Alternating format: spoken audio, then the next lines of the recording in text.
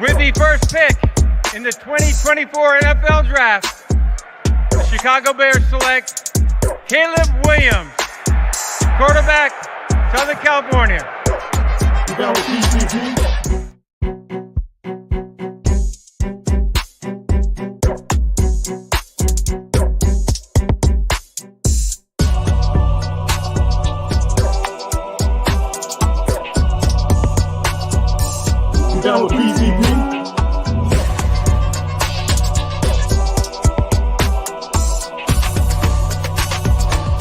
Down with PCP.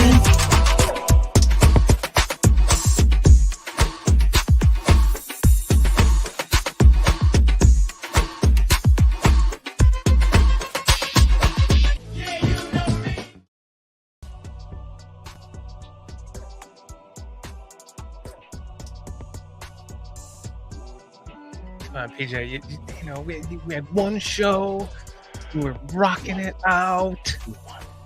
We got Foster doing the. It was just one show, bro. That was it, huh? That's all he got. That's all he got in him is one show, dude. That was it, one show. That's what she said. He was good as I once was, but I'm as good once. I'm a dynamo for 5 minutes. I'm going for 7. I miss the old BCP dancing days. That song's a little bit, the new track is a little bit harder to dance to than the old original OPP song, which Let's just be honest, Shorty. I had to go It's get hard for you to copyright. dance to any song. What are we, a minute in and I was going to pull him? Dude, I was just getting it down. I was like, put me in a wedding. I was dancing that well. Put me on the wedding floor, dude. I was that good. That would empty it Put out. you out in a parking lot, just escort people out the place. Like, hey, I'm there. Hey. That's what I said, Pete. You would empty it like that. I was doing like the walk down, like I was doing, like I was on the stairs. Oh, the good old days, guys. What is up? Before we get to the show, let me please remind you, Carl. I forgot to remind you to bring this up, that we are brought to you by BetUS, every sports bettor's favorite sports book. Sign up now, get 125% sign up bonus. Or you're missing it. Here, I'll pull it right here. Get 125% sign us 125% bonus with the link below, bit.ly/BearsCountryPodcast -BetUS, every sports bettor's favorite sports book. And don't forget to download the PSF app today. Find the Bears chat room in there. It's a great chat room. You can add stuff, you can upload stuff, you can chat with people. Lester Wiltfong and I do a live game cast on there during the season. So make sure you guys download that, check that out. They also just introduced a new peer-to-peer betting system, which to me seems like a lot more fun than betting normally, because now PJ and I could bet $5 on the over-under of this, or who's going to win this game, who's going to have more passing yards, Justin Fields or Caleb Williams, kind of a thing. It could just be a $5 bet. And, well, I'm not betting. And then him and I, bet against each other, which is kind of cool. So check that out, guys. But if you're going to bet, please bet responsibly, because I'm not going to bet. Yeah. I like to do friendly bets, for like lunches and stuff. But as far as like taking the over-unders and all that stuff, it's just too much for me. Yep.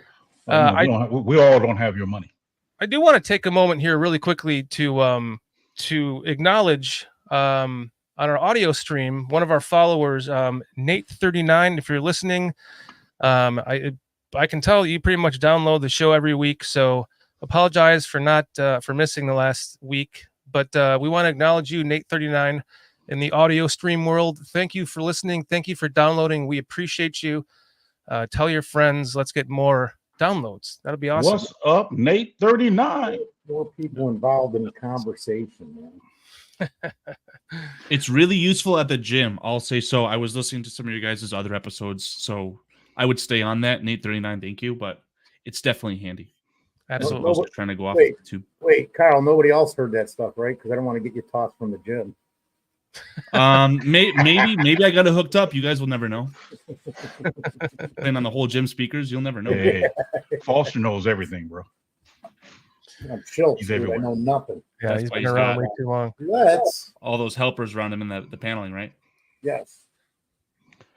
Guys, we have a new guest tonight, Med Smith from Shots from the Sideline Podcast here on YouTube. Make sure you guys From the sideline. go check that channel out as well. He is, as you can see, a Bears fan, and he had me on his channel last night doing some recordings for the top 15 running backs of all time. You'll have to check that out in the summer because the results might surprise you from both of us. Med, thank you for joining us tonight. I hope you're here to have some fun. Hell yeah, guys. Thank you for having me on. This is really cool. This is my first time actually in here with another Bears group. It's been awesome. Awesome ride. Thank you for having me. Our pleasure. Our pleasure. Our pleasure. Absolutely. Yeah, PJ, man, these old guys kind of stole me from my own show. But I agree. It's nice having Shorty likes to say the conglomeration. So I would definitely suggest that if you can intermingle with some others, you'll continue to find there's a lot of great people in the community. Yeah, for sure. We prefer the term well seasoned. Yes. As you can see, PJ's got out his interrogation stick now. Well, I'm Now ready. I'm ready to I beat, thought that was a Slim Jim. now I'm ready to beat Carl there for making that comment about the wait. older guys. Oh, Before PJ starts, Oh, He's a young I man. just want to say, Pete, because PJ's been gambling like his whole life, man. Army officer. That's why he don't gamble. That's clean up those words. Oh yeah, there you go, Dan. Oh, wait. So Oh. what are you bringing to the fight there, Carl? let's go. That beats my Swifter. Hey, well, you know. Before we get to the questioning, let me acknowledge the chat here real quick. Doug Van Dorn, VHS. man, we got Mr. Shorty, Foster Covers. We got Cliff Victoria. Mark Kazak. Dude, Chris Watts is up late hanging out with us tonight. Really? Oh, Yeah. man. We have a huge What is Evans- going on? The man Hey. went to the garage and got his skill saw. I don't have to. I Last keep week? it in the house, man. It was last week or 2 weeks ago. Foster kicked a ladder. I hope he doesn't cut something off there, a finger or something worse. I'm trying to Be tell you. careful, Not man. fucking around anymore. Throwing Hugh game signs Heaven. not even 10 minutes into the stream. I love it. Damn. God, Hugh Heaven, Mr. Mayhem, Mark James Ford. I saw your poster, James. We all good with this San Marino. The Sasquatch. James Charles. Hunter, that's a new name. Welcome, James. Charles Johnson. Creighton Wilfong back. Creighton, haven't seen you in a while. Great to see you here tonight with us. Thanks for hanging out. One of my favorite names, A.C. Adam. That is a good one. Ack Adam. Charles Johnson's hanging out with us tonight again. Welcome, Charles. Sorry, guys Doug, secret's out. You guys got Mayhem, right? Mr. Mayhem.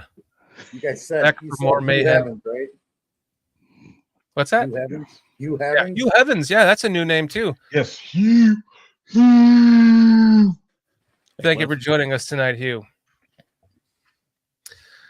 I'm really kind of this is interesting because the show tonight was we were originally going to go in a different direction, but it just happened today that the Bears have finally officially been forced into doing Hard Knocks. It's only It's taken a what 30 hard years. knock life for us. And a beat my It's, ex-wife. Only hit her twice. Almost We're lost singing the the water, wrong version, Foster. man. I'm sorry. I guys. almost lost the water. Very close. Oh, dude.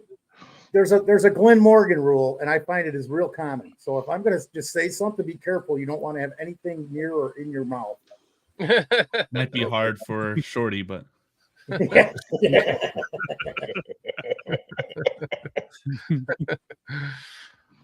Oh man, so I'm gonna go last, but I kind of want to know, like, what do you guys think of? I mean, No, nope. You tell him, Paige. I need to know, Med.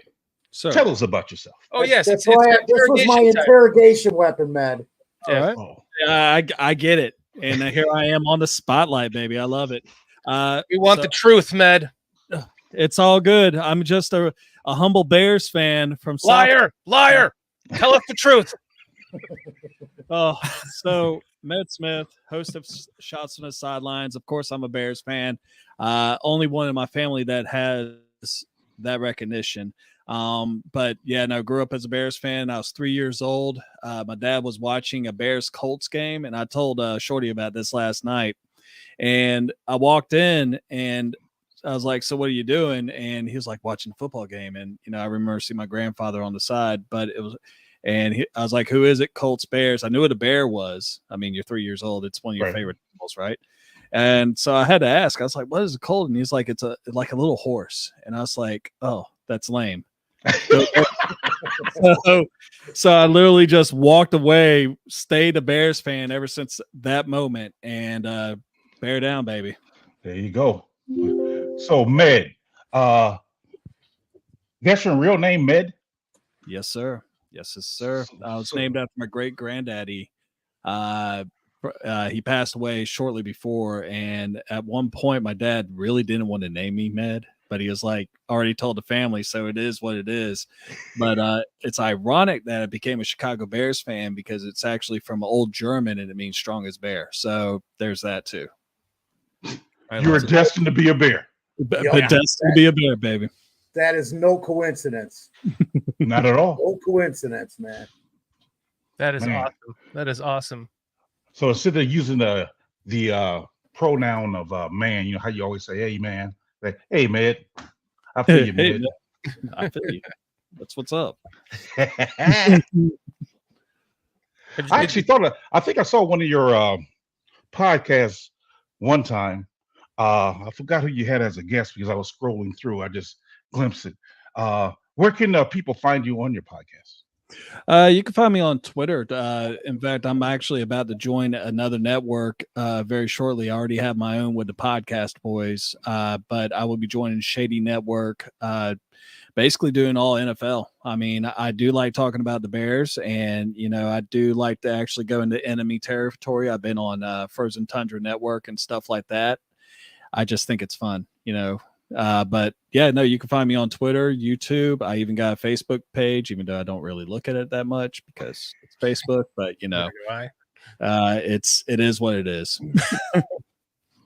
Well, some of us got to use Facebook because we don't have X or Instagram or anything like that. Oh, I'm not saying no names, me, but yeah. No, I get it. Sometimes too much is too much. Hey. Come on, you got more interrogation than that. Well, I was going to let the other guys. Come on. I was going to let y'all have some questions, man. I mean, Foster has the interrogation tool, so that's I want him to. He got the light. See, he's ready. Your lead, dude. What the hell's going on here? Well, I was going to play good cop. I want you to play bad cop. Oh man, I can do that, but I'm not gonna. Ask him where he's from. Pull out the saw. I'm like, I didn't want to. You don't have to be exact, but so maybe he was watching the Colts Bears game. Was he a Colts fan or was he just watching football? Because it's. Oh, my dad.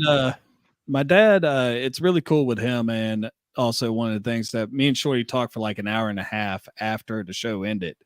And my dad, that's actually the replica jersey. He was a Steelers man, and he was a big football guy, and he was a legend in this area, and he had a chance to actually join up with the Atlanta Falcons when they first came into the NFL as a practice team member. They were really they were scouting them. My dad had a chance to go play for Bear Bryant, had some scholarships to Alabama, Georgia, all the big names. He was all state in South Carolina, but he couldn't keep it in his pants. And my big brother was a product of that. And so he did the really cool thing and decided to be a dad. and stayed home, took care of his family. Hats off to him, man. Yeah. Shortly before I came along, he had an offer from the Atlanta Falcons for $15,000, which in the 70s, this was big money for 4 months of work. And he was this close to doing it. And at the very end, he was like, nope, I need to be a father. So here we are.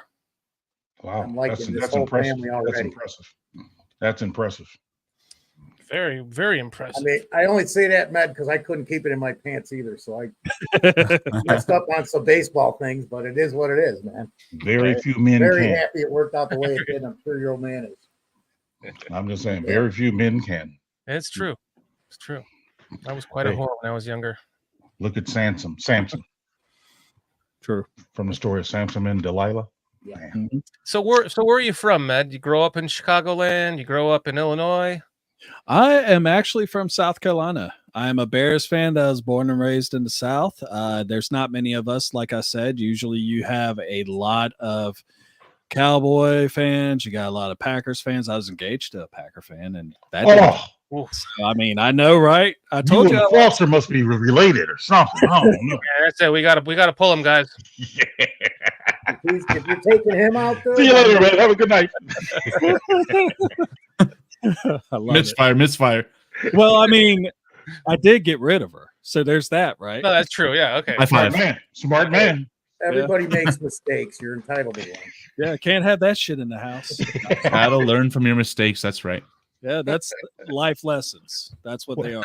But South Carolina, moved around the Southeast a good bit because of my dad's job, and stayed a Bears fan. Had to stay loyal, baby. How close to Columbia?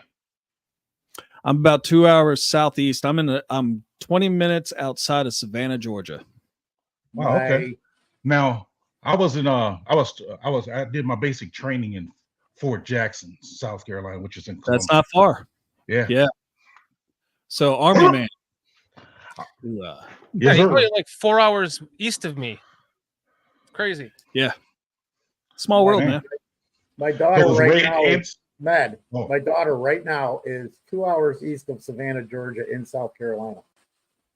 She's in Charleston. Yes. Yep. Area. Hour and a half above me. I'm in Okay. if she ever heard of Beaufort, South Carolina, or Hilton Head, that's the area I'm in. Okay, so there's a little Give me town your there. address too. No, that's not. You need a social? You might want to whip out that saw. I got more, dude. I'll bring out the jackhammer and the. Woo! Just take off some wood paneling and you'll scare them. Yeah, you got them.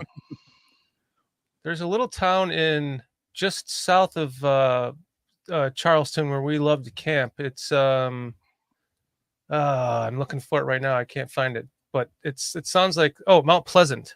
Yeah, Mount Pleasant is if you're near there, there's a Subway shop or sub sandwich shop there, a legit one called Heroes. Mm-hmm. It's ruined sub sandwiches for me. I can never like an Italian sub destroyed by them. They're so good I can't enjoy anyone else's. Give me a minute, guys. I want to acknowledge some guys in the chat real quick. We have Stephen C. Copland. Fort Jackson, for me, he was at Fort Jackson as well. Creighton Wilfong was in Fort Leonard Wood, Missouri. Then we have James Hunter. He did his NCO training in Fort Jackson. And Mark Kazak said he was at Fort Lee, Virginia. I want to acknowledge my co-Army guys. So appreciate you guys' service. Thank you very much, man. By the way, per this past Memorial Day, thank you for your service, PJ. Oh, I appreciate that, man. I'm joking. Yeah, yes, absolutely. Yeah. No, everybody who served, man. I mean, I got a long line in my family. It sounds like everybody knows somebody or has somebody in their family that served where we wouldn't be able to get to do shit like this. Oh yeah. Yeah. All you guys in the chat, thank you for your service. The ones who served. Absolutely. So Stephen C. Copland, he is actually a Packers fan that does What? Yeah, he does the media casting on PSF. What? Yeah. He's one of the Packers. Sounds like Little John. What? He's one of the nicest guys I've ever met, man.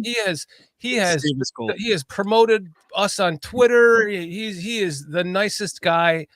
He made me realize I don't hate Packers fans. I hate the Packers. Okay. Yeah. A bunch of their fans. A couple other fans I really want to strangle their fucking heads off their shoulders. But yeah, this guy's a good guy. Amen. He's up there with He's up there with New Breed. Him and Stever, it's amazing breed. that we just regular people, man, in the sports. Carl just looked like Vanna just then when he did the little sign. You don't have to tell anyone that. They know. Chat knows. Man. Guys, listen, I know fuck Green Bay, but everyone in chat, please treat Steve Copeland with the utmost respect. He is a really, really nice guy. I was actually on his show last year, and really, really, really nice guy. We appreciate your support, Steve. Yeah, and he was on mine as well. Was he? Came on. Yeah, he came on mine, and we actually talked some wrestling for a little bit there. And yeah, he's a huge wrestling fan. It's someone that you need to check out too. Mm-hmm. That's awesome, man. I appreciate that, Steve. Yeah. We got some new guys in chat here too. Plank hopping in with us. Thanks for hanging out with us, Plank. What's up, Uncle Thanks Plank? hitting us up from Twitter as well, so it's a nice little addition there. Yeah, for sure. StreamYard action through the multi-platform. Very good, very good. For sure. Excellent. Stephen Copeland, I am not on X. I am only on Facebook. What about ecstasy? Sometimes on the weekend. I had to ask. But I'd rather you say ecstasy than X, because X just sounds like porn to me. That's how old I'm getting. Sounds about right. And everything sounds like porn to you if there's an X in it anyway. Yeah, correct. I mean, when you shaved your fuzz on your head, you look like a freshly shaved vagina to me. So I guess it's just sexy. Hold on, pause. What vaginas have you seen that Foster is reminding you of that? Jeez, God. Too, man. Someone hit What's your body count? You said on Barroom like 60, 70? You said 70 moose knuckles? Man, you got a problem, bro. You walked right into that one. Oh, my. You got a problem, man. You have got... Med's going. What the hell kind of bear show is this? I'm all for this. Well, Med, we sometimes talk about sports. Oh no, I warned him. I warned him last night. Dude, he told me straight out. He was like, "So this is how it goes down usually." I was like, "Okay." I mean, I'm a Bears fan that works in construction yards. Trust me, I hear shit like this all the time. There you go. Yeah. Well, one of the first things he asked me about, with like, can I swearing? Is swearing loud? I'm like, of course, yes. Fuck yeah. Just not within the first 10 minutes. Yeah. Matt, I was in construction beat the for algorithm. 47 years, man. So this is how I was the whole time anyways. He was in construction. Why change now? Years. He was a lawyer for 10. He was a doctor for 2 seasons on a show. He was a fucking he was a tree trimmer. He was an ophthalmologist. He was a fucking Damn. He was He's a man of many mysteries. He had his own what to do with myself. Yeah. What else? What am I missing, Foster? He was MacGyver before MacGyver. Tow truck driver, rescue driver. I used to assist the police. I don't know. You name it, dude. Name something almost. Tree trimmer, plumber. I actually got a gynecologist, vagina impersonator. Yes. Put that on your resume. Vagina impersonator. Well, that's when he shaved his Can you beard. please modify the intro? Hi, I'm Foster. I'm your new maintenance man. He's been a lawyer and a judge. That's why he had to. That's why he shaved his beard, because he had to go to court. Johnny Sins before Johnny Sins. I got it. Well, some of that stuff was on TV, dude. When that wasn't like real life. He was a stunt man for Papa Smurf. Papa Smurf. I hate how spot on that is. It is so spot on, man. Dude, that was Richard Dreyfuss's stunt, man. Oh, that's it. I'm going online right now. I'm looking up a Papa Smurf hat for you. He says he has a T-shirt. He should be forced to wear it. It's been on the show. I'm Santa Claus. If you catch me at the right time with the beard, I get it. This has got to just end. James Hunter with a classic. Foster was Vinatieri's backup. What hasn't he done? A man of many talents. So many talents. It was a rough 2 years, man. I was drunk for both of those years. Thank God I got hurt right before he did. I got it right here for you, Foster. Here, Crap. hold on. Where is it at here? Let me present this. Sorry, Ned. Oh no, you're good, man. I'm reading the comments right now. Whoa, there it is. Look at you. How about this one? $4. Wait a second. What's that to the dude. left? Pause. Dude, I got a hand. That is screwed up. Don't Yeah, you it's going the wrong don't you remember my hand knitted one that's huge? Your what? That's average. That's average. For 2 episodes. Oh yeah. Go put that on. You're I don't think it's here. I think it's at my house. Oh, that's awesome. I taught Total Corey loss. Taylor how to punt. Yeah, that was like I think I was on crack. No. Yeah, he went down under and learned how and taught Tory Taylor how to do Australian, man. Hey, you got For someone beer. else. One. Wait, Cheryl Izzo. This is Whoa. someone new. Whoa. This has got to be someone Foster knows. Yeah, look at him smiling. Hey. I'll make them one. Get a room. That 750-year-old guy gets laid more than all of us combined.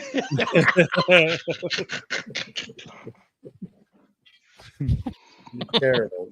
Knock it off. Football. All right, you want to talk some Bears now, guys? Yeah. Let's do it. I think we got it out of our system now. Yeah, are we all 5 looped No, out now? minutes. you guys never get that kind of 5 shit minute out of your timer. system. It could go for like days. I'm fine with it, man. Yes, I can. Yes. This is like being at the bar, but cheaper. I mean, You got your carry-ins and you just listen. yeah, you just sit back, relax, chill, and just watch the show, ladies. You know, get your comments in there under the radar. You know, the good ones. You get the one like you got to I listen. like to the way you PJ, too. Watch get out it for in there, PJ. Foster. I like the way you get it in there. Pause. No PJ's Diddy. always sliding one in. And I keep going. No Diddy. Yeah. You always slide one in. Yeah. Into one or two. Whoa. Why stop it? Poop shoot. This is what happens in the off season.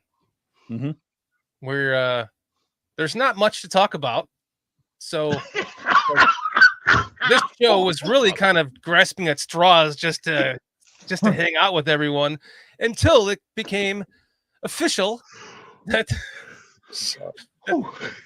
the Bears are finally listen. How long has Hard Knocks been out, guys? No I Diddy. Van done. Dorn, I love you. About Man. 15 years, I would think. Feels like forever. I remember Gotta be seeing around this as that. a teenager. I mean, I think I remember being in my teens when it came out. Because there's a little bit of a time gap where they quit doing it for a little bit. Okay, thank you. Because I remember when I was in my teens, I was like, oh, I was just salivating at I just wanted the Bears to be on there so badly. And now, fast forward to almost 50-year-old Dan, I'm like, I am so happy that they have held out for this long because they haven't had shit for a team that I would want representing us in Hard Knocks. And I'll be honest, I would rather they have got Hard Knocks next year because this is the main one, right? This is the end season one, right? If I'm correct? No, preseason. No, it's just it's training camp. It starts on the first. Yeah, August 6th. Okay, right? even worse. August, Even worse. How is it worse, if I may ask? Because I don't want we as a fan base, a Bears fan base, are so overreactive to things that any little thing that we see in Hard Knocks, especially PJ is all butthurt about Justin Fields still. If he's watching Hard Knocks, he's going to find every damn thing wrong he can with Caleb. But Williams. hold on, though. You're That's just not dying right to do it. You're just dying to do it. No. You're taking I notes, just say, man. You're taking You notes said- already. you said we overreacted. I mean, we really overreact. What have you been doing since Caleb got drafted? Oh my gosh! I've been overreacting positively, not negatively, though. Overreaction is overreaction. Okay. Well, let me reiterate. Negative overreaction. Oh, okay. Negative overreaction. All right. We're doing double negatives. Yeah. It's kind of what our problem has been as a fan base, is always trying to find. We have such QB PTSD as a fan base that we don't even know what we're looking at anymore. And I feel that a rookie on Hard Knocks is going to cause our QB PTSD fan base to overreact at every, like, look at all the shit that just came out of him throwing how many interceptions in the last OTA? When it's time to throw interceptions, when they're just handing him plays and just seeing what he can do with it. It's not even about. I don't think those are real reports.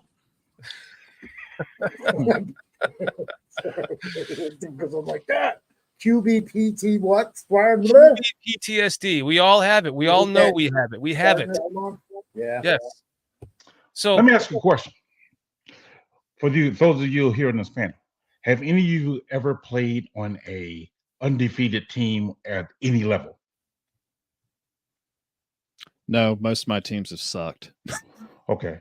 So with you, Foster and Shorty, when you guys are playing on an undefeated team, what did the coach do to motivate you guys to keep going, seeing as though you didn't lose a game? Oh, my coach was a fucking asshole. He motivated us our on whole thing fear. was stick together through everything, thick and thin, and there's no rest till the end. You give it 101%, because that's what the old term 100. It wasn't 110, it wasn't 102, whatever. Right. You give it 101% every play, and you don't stop till the whistle blows. You stick together through everything as a team. So no the point, none of that crap, but that's the 70s too, man. So it was so the point I'm making, when you are in pursuit of being good, I mean really good, you're gonna critique every little thing. That's what you do to become good. I mean, you're not complacent with, oh, we won by 10 points. Why didn't we win by 20? So when I see people who find fault in the play, I'm not so mad at them for that, because they're wanting more, because they want the team to be better. So it's not a bad thing that they may critique Caleb. I mean, because you want the best out of it. Because I tell my grandsons all the time, when they playing football, I say, hey, unless you made every tackle on every play, you can get better. Unless you scored a touchdown on every run, you can get better. So that's the mindset I have. So if that's deemed negative, okay, I'll let y'all call that negative. But for me, I'm in pursuit of perfection, because I know I'll never get there, but I know I'll get better than I was yesterday by pursuing. Drop the mic. I'm done. All right. Show's over. I don't know. I think this is the perfect time for them to have Hard Knocks, because if there's going to be a season between this year or next year where there's real, true expectations, I think that would be next year. So if you're going to have, the rookie quarterback, Mr. Hollywood, come out of USC as just a millionaire, come out now, I think that this is the perfect year for it. I'm saying the same thing, just because we talked about this a year ago when they were talking about having the Bears do it last year. Remember? And everybody, I was against it. This is it's different. Caleb's already used to this stuff, man. Look where he lives. Look where he's been, like, just even the last season, and what he's accomplished, and where he's out there making money already. He's already experienced some of the glam stuff, man, bouncing back and forth between Washington and California. So I got one even better for you. I look at it. I think it's going to affect him. If anything, it might help this personality of his. Yeah, he is going to be under the microscope. Well, he's always going to be under a microscope anyway, because you look at what he did his sophomore season, he just blew it out of the water. And when you have a season quite like that, I mean, at the time, what did he have? Like 50 touchdowns, and he was the USC's offense. So when he actually took a step back, he had no choice. Anything that he would have done last season for USC was going to be on the microscope anyway. So a lot of people are really labeling this young man as a bust right at this moment because in some ways people hate success.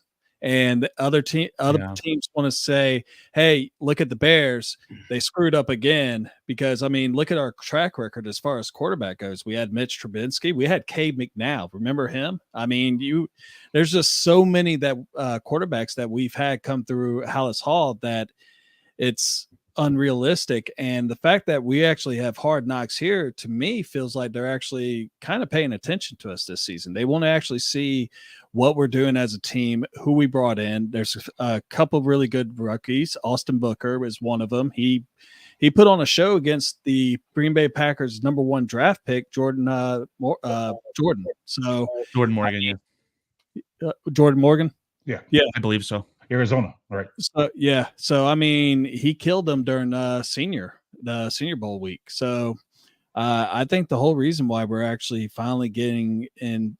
I understand, like people say, you don't really want this on TV, but at the same time, you know, I'm not saying that we arrived, and I agree. I don't think it's this year. I think it's next year. And I think if Caleb is the guy, there's no better way to say that, hey, we caught him on Hard Knocks his rookie season to see it from the beginning. So there's no better way to have that brought in. So yeah, I'm welcoming all of it. Man, bring it. That's a great point. Because you have it documented from day one, right? Yep. My worry was that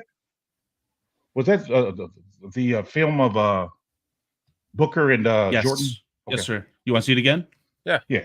Let's watch that. To add to the conversation, propping that up a little bit. I appreciate that. Yeah, absolutely. And I totally agree with your sentiment. I think that now is definitely the time as opposed to next year, where I think Mr. Shorty here says that he's betting on the Bears winning the Super Bowl with a rookie, but I don't know if he fully believes that. But next year is where I'm going to. I thought you weren't a betting man. So check on the left-hand side. Yes. No, I'm Carl, didn't we tell you he's a liar? I'm not a betting Hey, man. I'm not. No. None of that. When I have bet, I put $100 down on the Bears to win the Super Bowl in 2006 and in 2018. And in 2006 they made the Super Bowl, and I almost won. In 2018, if not for a blocked kick that turned into a double doink, Yeah. I felt like that team had possibilities. So at least both of those teams made the playoffs. 2 out of the 4 times they've made the playoffs in the last 20-something years. So That's good hand placement. So I'm not a betting man, but I made these $200 bets. So I'm a virgin, but except for the fact that I got 3 kids. Yeah. Just confess your sins. You're good. no, that's like saying I'm a virgin, but I've gotten a blowjob. No, It's like, it's like I'm a virgin, but I got 3 kids. I'm a virgin, but my cherry's been popped. When I say I'm not a betting man, I told you I have bet 2 times in the last 25 years. That's not a betting man. A betting man bets all the time. Actually, I don't know, man. He made There's 3 no bets. technicality. I call it binary. It's either you bet or you don't. And me and PJ do not bet. Okay, fair enough. I bet once in a while. I don't anymore. And ladies It's a and miracle. ladies and gentlemen, that's your 5th round pick right there, Austin Booker. I'm kind of excited to see him play. I paused on that one frame. I can throw it back up if I really need to, but he just looks smaller than the offensive lineman, and he's just throwing him around like it's, Yeah. Yeah, I haven't watched him. I have never watched him in college. So maybe Austin man, Booker? yeah. So man, maybe you can tell us. Does he have moves where he's like not just using the bull rush there per se, but actually getting around them? he's a speed rusher. Yeah, he's And definitely a he's speed rusher. Okay. He's as far as I know. I mean, I haven't really. I think he was D2. I'm not 100% sure. No, he but- played at Kansas. Kansas. So he D1. played at Kansas. Well, I Yeah. mean, He wasn't a starter. That was the thing. The knock on him was that he was Yeah, never I started. believe again. a true junior, never redshirted, but he essentially was never a starter. Didn't he transfer into Kansas after 2 years somewhere else? It's possible. I can get that info for you right now. But the thing was, I think he had less than 550 total snaps in college, which is why people were a little bit afraid of that. Yes. But watching that 1920 on the Bears thing, seemed like Poles was looking at him even in the fourth round or something like that. No, I think it was so wild to hear because I think it was I guess not confirmed, but at the start of day 3, so like at the beginning of round 4, he said, "Okay, if the punter's there, we'll go punter, and then try and get ourselves back into the 5th round for Austin Booker." He was saying that as the day was starting. Yep. So the fact that he called it and it came out that way is nuts to me. James Hunter says that he started at Minnesota. Let me get some confirmation for you on that, James Hunter. If Booker pans out, I'm going to make a clip of you getting all pissed off about the Bears trading back up into that draft to get him. Hey, make a clip of it because I will always say I'm never a fan of trading future draft picks just because we blew our wad this year. Well, PJ, that trade was so. I think the way you have to look at that trade is that it was a 4th round pick for Ryan Bates and Austin Booker. No, that's not how you would look at it because they traded a 5th round pick for Ryan Bates, and then they traded for that pick back. But they traded a 6th rounder next year. Or No. a 4th rounder next year. Yeah, so a 5th Bates turned into a 4th for that exact same draft pick back, and you still have Ryan Bates. I think the better analogy would be they traded Ryan Bates for a 4th rounder next year. That would be the best way to look at it. Because where did Austin Booker come from? Did he just spawn? Because that 5th rounder that we used on him this year was our original pick. Right, and we got it back and we selected. Okay. Well, that's what I'm saying. So if we use our original pick on Austin Booker, we basically traded Ryan, our 4th rounder next year, for Ryan Bates. I would say the ultimate point is that if we traded a day 3 pick for starting edge rusher who pans out into anything, if he's a starter, yes, win. That's a good win. That's a good. I mean, if we got a 4th rounder, like an Alex Brown, defensive end starter. So yes, I'll go along with that. But I'm of the belief I'm not a fan of trading future draft picks for somebody this year after we done traded our draft picks away this year. But don't tell that to the Panthers. But if he panned out, you'd be happy with it, right? Yeah, I mean, if he pans out, good. It's like me saying I'm not a betting man, but I still bet once in a while. I mean, yeah, that's what I mean. Bet responsibly, BetUS. I'll be cool with it. But I'm still not a fan of it. Booker could have went in the 4th round, late in the 4th anyways, and he didn't. So, he had a 3rd round grade from some. It's something that I would have done, and I'm going to go with Pole's hunch on this. What do you think, Matt? I think you have to right now. Me personally, like one of the things that I wanted the Bears to do with the 9th pick was actually go over after another edge rusher. I understand that, you look at Keenan Allen and the fact that, his injury history, in fact, all of his injuries on his left leg, like you think that it's holding together with paper clips and tape at this point. But I honestly wanted them. I would have been happy with Jared Verse or Dallas Turner. We didn't get either one. We got Romadunze, which is still good with me. See, I like this med guy already. He's speaking my language. I like this med guy. But I always think that with Montez Sweat, you would want to get another edge rusher, so that way you can just contain the quarterbacks. So that's just how I looked at it. Here's the info on Austin Booker for the record. So a couple things. I was definitely wrong. He did redshirt his first year. So he started the year in 2022 or 2021. He started at Minnesota, played a little tiny bit in 2022 for Minnesota, and then transferred to Kansas, where these stats come as a rotational piece, essentially, not as a starter. And if you get that as a rotational piece, it was worth the draft. I mean, the trade for sure. I love what Raging Oracle's saying here. He's got to put on 20 pounds or he'll need to be in a 3-4. He has a edge body. Bears need a DN. There's a difference between edge and D end. And you're right. I think he has the frame to put on that 20 pounds, though. Raging, and he's already put. I need to bring that back up.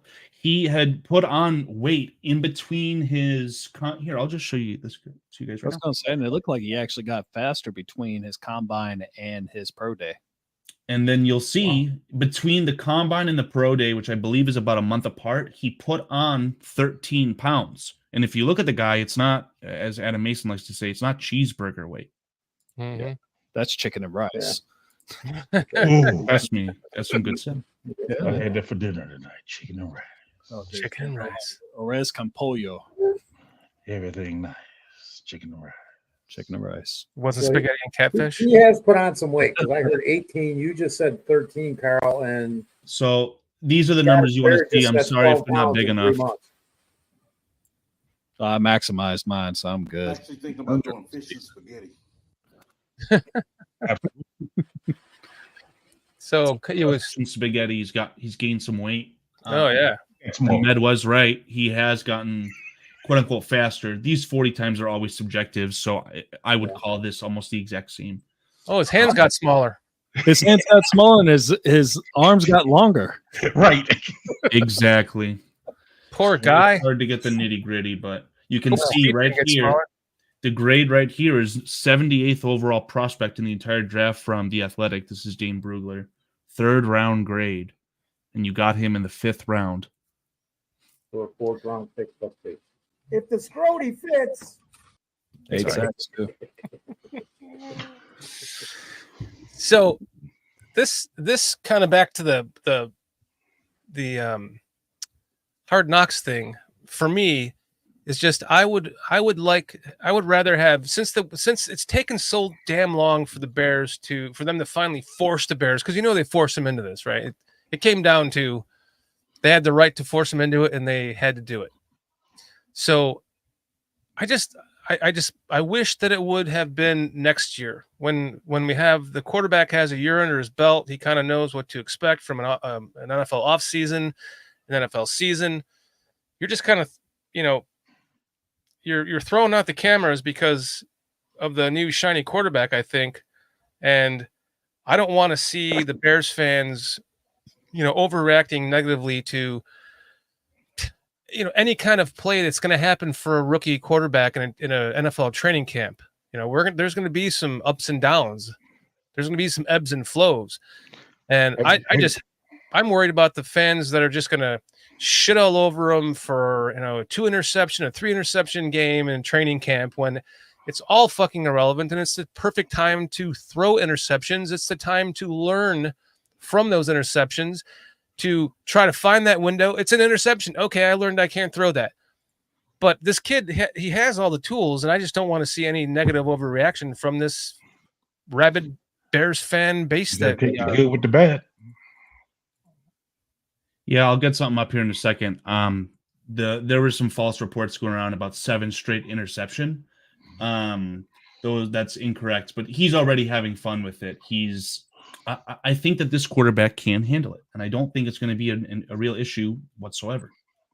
Well, yeah, I mean, I think watching Hard Knocks in the past, a few times that I have, seemed like they never really harp on a lot of negative. I mean, if it's a drafted player, they'll bring up his challenges, but they always seem to spin it in a positive light, in my opinion.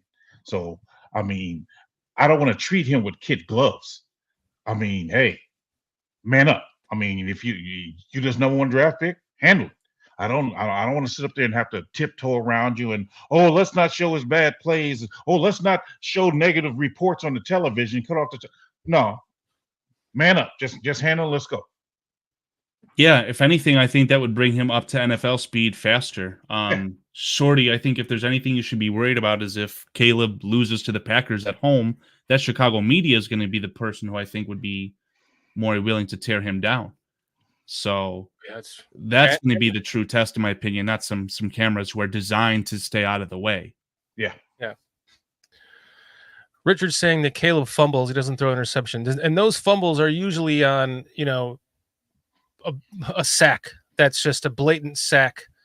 Sometimes he tried to get out of the sack and fumbled it, but it wasn't just him like running around with the ball or anything like that. his one-handed approach to running around and having the ball just able to just to sling it from any position hasn't been the downfall of him as far as fumbling. Not that you're saying that, Richard, but a lot of people have said that he fumbles a lot. Well, that will be problematic in the NFL because the guys are much faster and will have closing speed on him much sooner. So that lack of ball security that he shows, that's going to rear its ugly head unless he fix it. Because the moment Justin fumbled the ball a few times, oh, look at him fumbling the ball. And he even fumbled the ball with 2 hands on the ball. So if Caleb doesn't correct that, holding that ball with 2 hands, that ball security, he will fumble a lot. Yeah, and Justin was very well aware of those fumbles because now he's doing running back drills with the Steelers OTAs, so he's getting well equipped to not fumble the ball as a running back moving forward.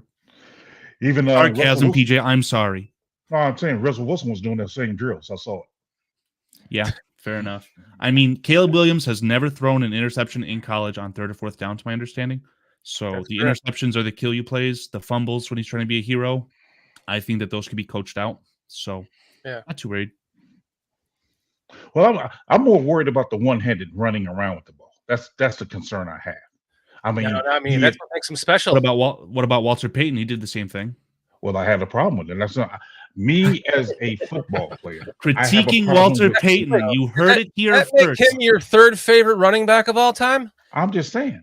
I have a problem with man. You might have to modify this top running backs video, man.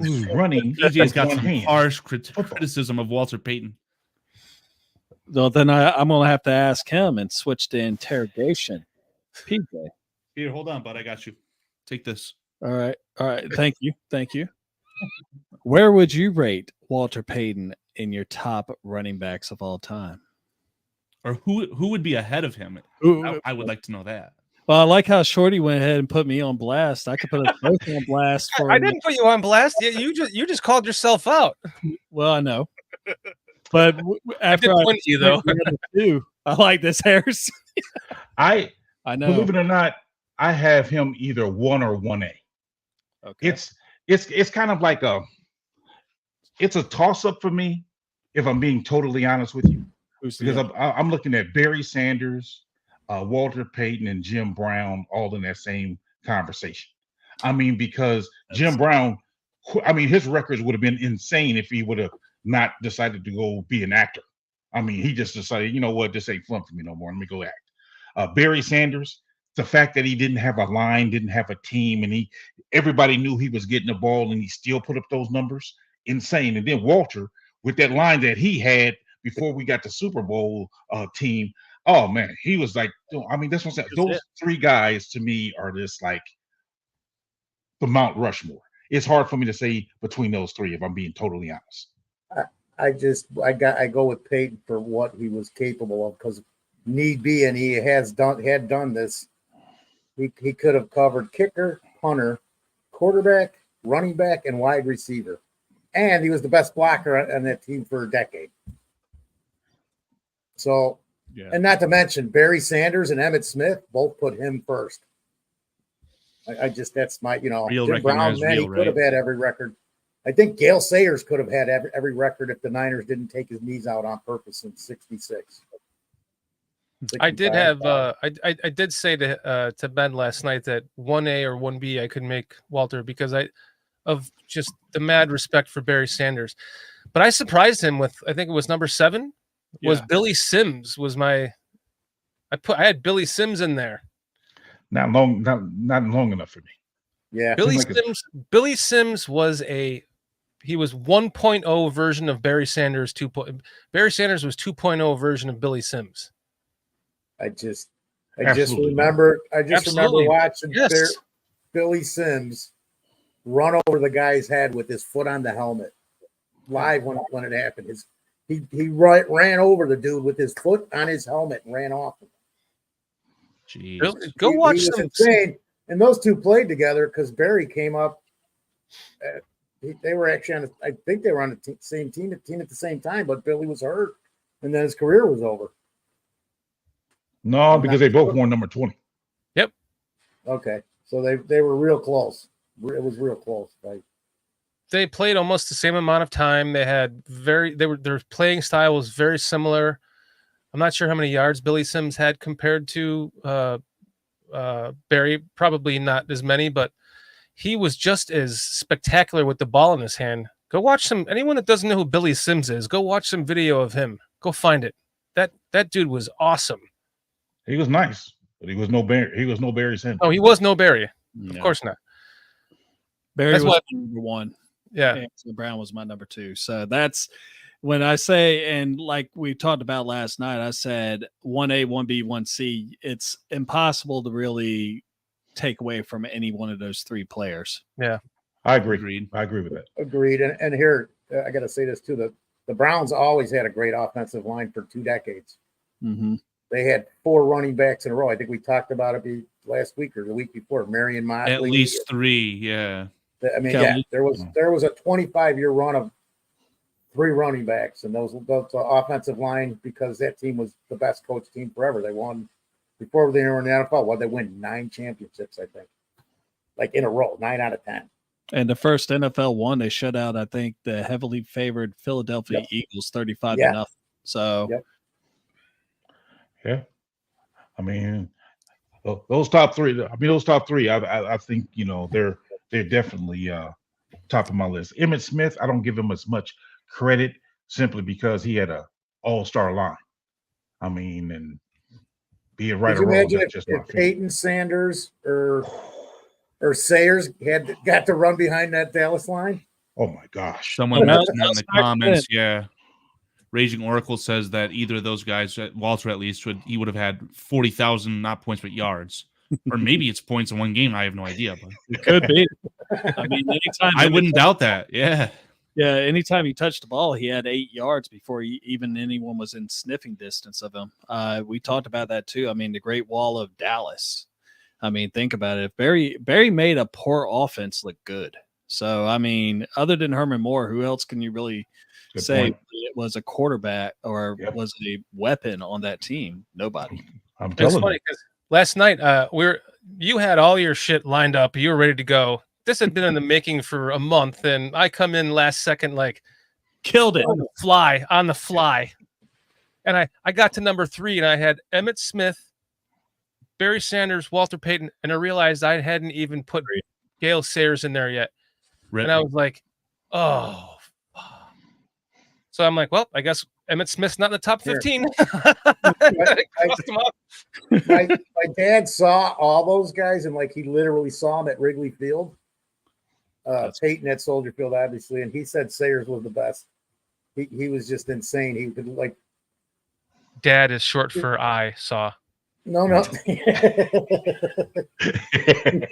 Scottish Bear just said I was 166. forgot to put that one up. Yeah, But What's up, Tony Boy? my dad just said Tony he Munoz? was the best, man. Yeah, for sure. Tony Boy. Yeah. the thing I like about Walter Payton is that, especially nowadays, you kind of want to find a running back that fits a mold. Like, Roshan Johnson is slower, but he's good at blocking. Khalil Herbert's got the top end speed, but he's not the most powerful, whatever you want to say. I feel like Walter Payton was truly everything because, as Foster said, he could even throw the ball if he needed to, but he was just as good as catching the ball as he was running it, and he was just as fast as he was strong. So, No, I got to disagree with you there, man.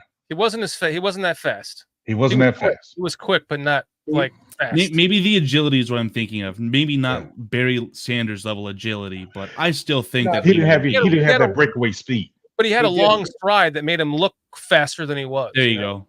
And I'm sure he looked a lot faster against the athletes back then than the athletes today, but still, I still I've seen think him he was, get caught he was the several closest thing to a times. do-it-all back. Oh, yeah, absolutely. There's no doubt about that. You'll go, I think Yes. 78. He quarterbacked 2 games because we didn't have anybody who could play quarterback. Yeah, That's Go back and Kick a look. field goal. Somewhere in there. that says it all about our quarterback situation. You say kick the field goal? Yeah, and he punted. When he was at Mississippi State, he was their number 1 punter. Their Jackson number 1.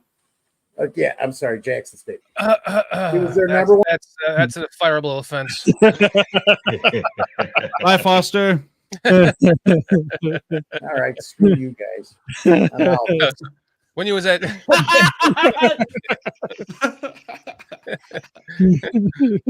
no, finish your thought, Foster. At Jackson State, if you go back and you look at the records, I mean, this was like in the newspapers. He was their punter, the kickoff guy, the punt returner, the kick returner, the starting running back, the backup quarterback. Good God. And I think he was like their third safety when he was in college. It's Did he go back. coaching? You can find that. Was No, that I don't know if I'm manager? right with everything, but I believe I'm right with all of it. But you can find that information because I've seen it. He was slashed before Cordell Stewart. Yep. Yeah. That's You could have put him in that defensive That's why end. Barry and Emmett both said he was the best because he could do. If you needed him to play tight end and block, Now, he could do it. I think there's a different conversation to be had on whether or not, we're talking running backs or football players. I think by far, he to me was a best football player, period. Yeah. But when it comes to running backs, I'm telling you that Barry Sanders, man, God, I see him put somebody in a wash machine to where he had a guy going this way and that way. I'm like, oh, That's what I was saying to you last night, man. It was like And- Allen Iverson with the crossover. Just it's like that guy, man. And playing in the his- run and shoot, he had Yeah, more but- carries, attempts for minus yards from scrimmage than any other player ever. And he still did what he did. man, I'm telling Still you, average 1,500 yards a season.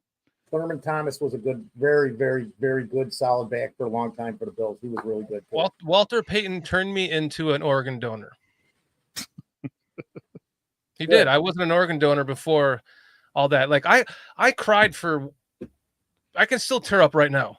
Yeah, no. To it, kind of like a tribute, which was unsuspected. I didn't even do it on purpose. Was the first show that we ever did on BCP was Walter Payton's birthday, July 25th, and I was just like, wow, I didn't realize that I just did that, but that's so awesome because that just shows like, I mean, God, that guy was just awesome. I mean, I literally cried when he passed away.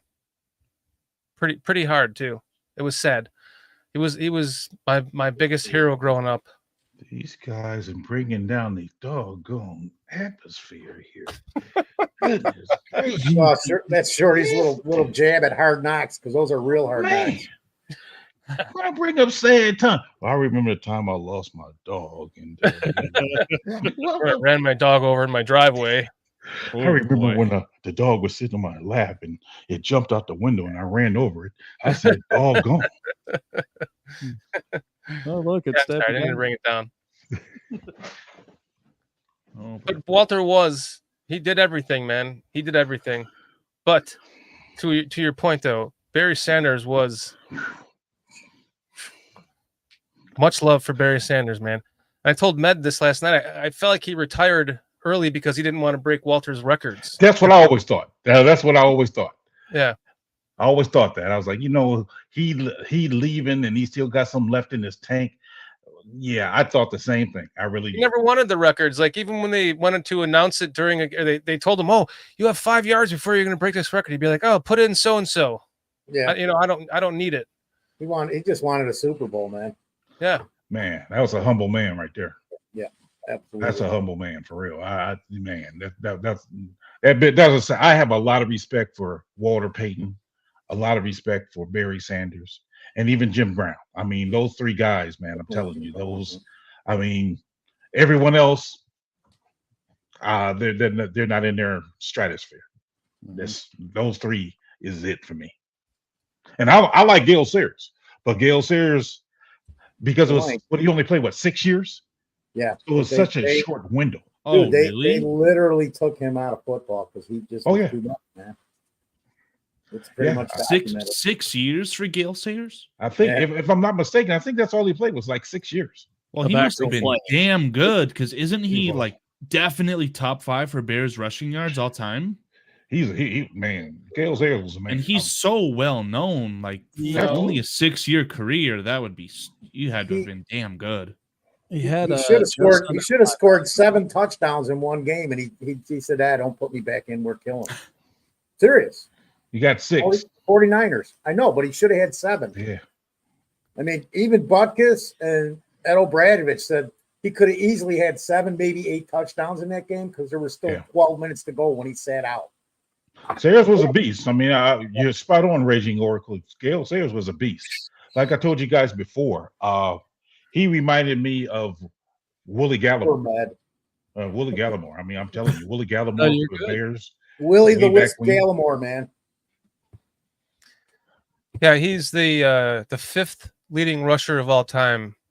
Carl, Walter Payton 16,726, Matt Forte 8,602, Neil Matt Anderson, Forte is Neil second all Anderson. time for rushing yards for the Chicago Bears. Yeah. Neil Holy Anderson's third, smokes. 6166, Rick Cazares, Rick 57, Cazares.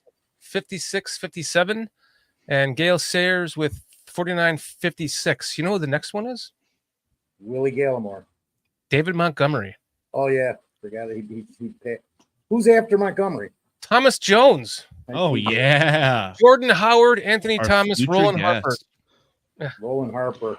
Willie Gallimore's career was cut short too because of the car accident. He Yeah. died. Yeah. It was- Roland it's Harper. kind of- Roland Harper, real quick, and I'll stop on this crap. Number 35. 77.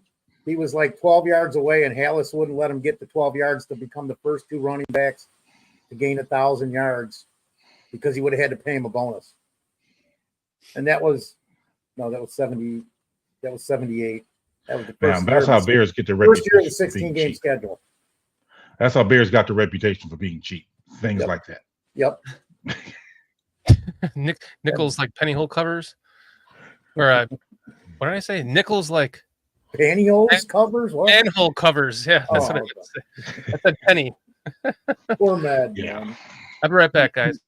Good. Get No the worries. fuck out of here. So yeah. This I fucking saw guy. But saw yeah. a comment. Go I ahead. saw a comment earlier from Richard Long in the chat. He mentioned was Barry Sanders running like Tariq Cohen. Obviously, it's a little bit of a joke in my opinion. Tariq Cohen, if anything, would be copying the great Barry Sanders. Yeah. But Matt, I wanted to hear your thoughts, if you had any, regarding the new kickoff rule, because Tariq Cohen was signed by the Jets, and the head coach of the Jets essentially brought up the new kickoff rules in direct comparison for Cohen, saying that Cohen's primary responsibilities would be to field those new kick returns. This is the one where they kind of took it from the XFL, ain't it? Yeah, whatever off football league where essentially the kicker kicks the ball and the two lines don't move, and no one's allowed to move except for the fielding That's player okay. until the ball is caught. It does one of two things, and I mean, we had the greatest kickoff returner of all time. I mean, I'm Ironic that he goes Thursday into in the the Hall back. of Fame as the game changes yet again. Yes, and I'm not a real big fan on it. I mean, it could be potentially a big because when I played a little bit after high school. I played some semi-pro, and Okay. basically, whenever you're like the way that old kickoff was, is that you came in waves. Like you had the first waves, which was what I was. I was a wedge buster, and then you had Right. the other people that would come in, gunners to actually tackle. Bless their And soul. yeah, no, I wasn't even big enough to do it. But I think in some way, to me, it kind of belittles the game because in some ways, I'm kind of old fashioned in the way that football should be played. You could also I talk. respect that. You could talk about the fact that they just banned the wrap tackle that they'd been doing, where they just drop Hip drop. Yeah. I was never a big fan of it when I coached my kids, and it's just no. But as far as this goes, the most exciting play is the kickoff. I mean, It should be. being honest. And I think in some ways, I understand that you're doing it for player safety and stuff like that, but you got to think these helmets are a hell of a lot better than when we played. And you're basically your head's in a cloud the whole time. Like there's nothing safer than your head sometimes. But in some ways, if you look at it this way, there's only one line of defense at this point. And once you break that line, it could be anyone's big game play because all you have is the kicker defending beyond that line. Right. So, I mean, it could work both ways, but I'm not a big fan of it. I'd rather have the old way of kickoff where people actually run full speed, hit each other up. And, to me, that's just more exciting. If anything, Before the kick was pushed forward to essentially easily allow for a touchback. I totally agree. I think I'm a big proponent as well of keeping things as they were. Obviously, as a Bears fan, Devin Hester, very biased there. Couple things I want to react to what you just said. Your head definitely can be in a cloud compared to the old helmets that I'm sure you are more familiar with. Yeah. But they literally are allowing players to wear a cloud on their head now if they choose. Those practice paddings that they put on their helmets to protect the quarterback's fingers in practice, players can now choose to wear that in an NFL game. So I wonder if we'll see that more during the actual kickoffs, or players use that more on kickoffs than anything. And then there was another comment I saw from the Kansas City Chiefs special teams, Dave Tobe, former Bears special teams, I believe. He said that players like Justin Reed, the safety, who have a little tiny bit of kicking experience, they might be tasked with having the kickoffs to essentially add back, instead of having a kicker, having one more defensive player to be able to make tackles. So there's going to be a lot of change this year regarding that rule, in my opinion. And I think it's going to be very interesting to see how that all pans out.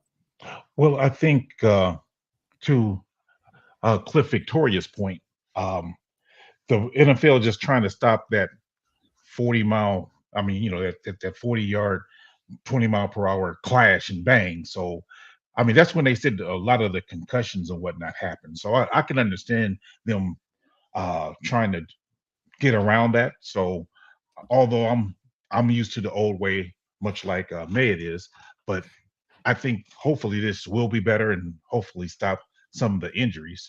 But we'll see how valuable Velus Jones is now.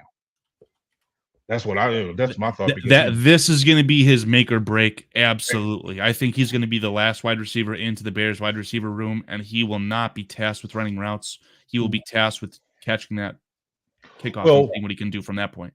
If you notice, last year when the Bears, was doing a certain offensive plays, they had that Taylor guy out there trying to block defensive ends. The guy who was our punter, our punt designated returner, punt returner, the punt returner. fair catcher, if you will. Yes, right. But see, when you're tasked with that job, you're going to be thrown in there as a wide receiver also. So that's what I'm saying. So Velus will get a chance to get on the field. Hopefully, whenever those opportunities come for him, he then take advantage of it. I think that was just poor from Getsy to put that wide receiver into position to make blocks. And even if he wasn't the primary lead blocker, he was just so damn bad at it that he would just get exposed immediately. He did it to Taylor. He did it to Scott. He did it to Mooney.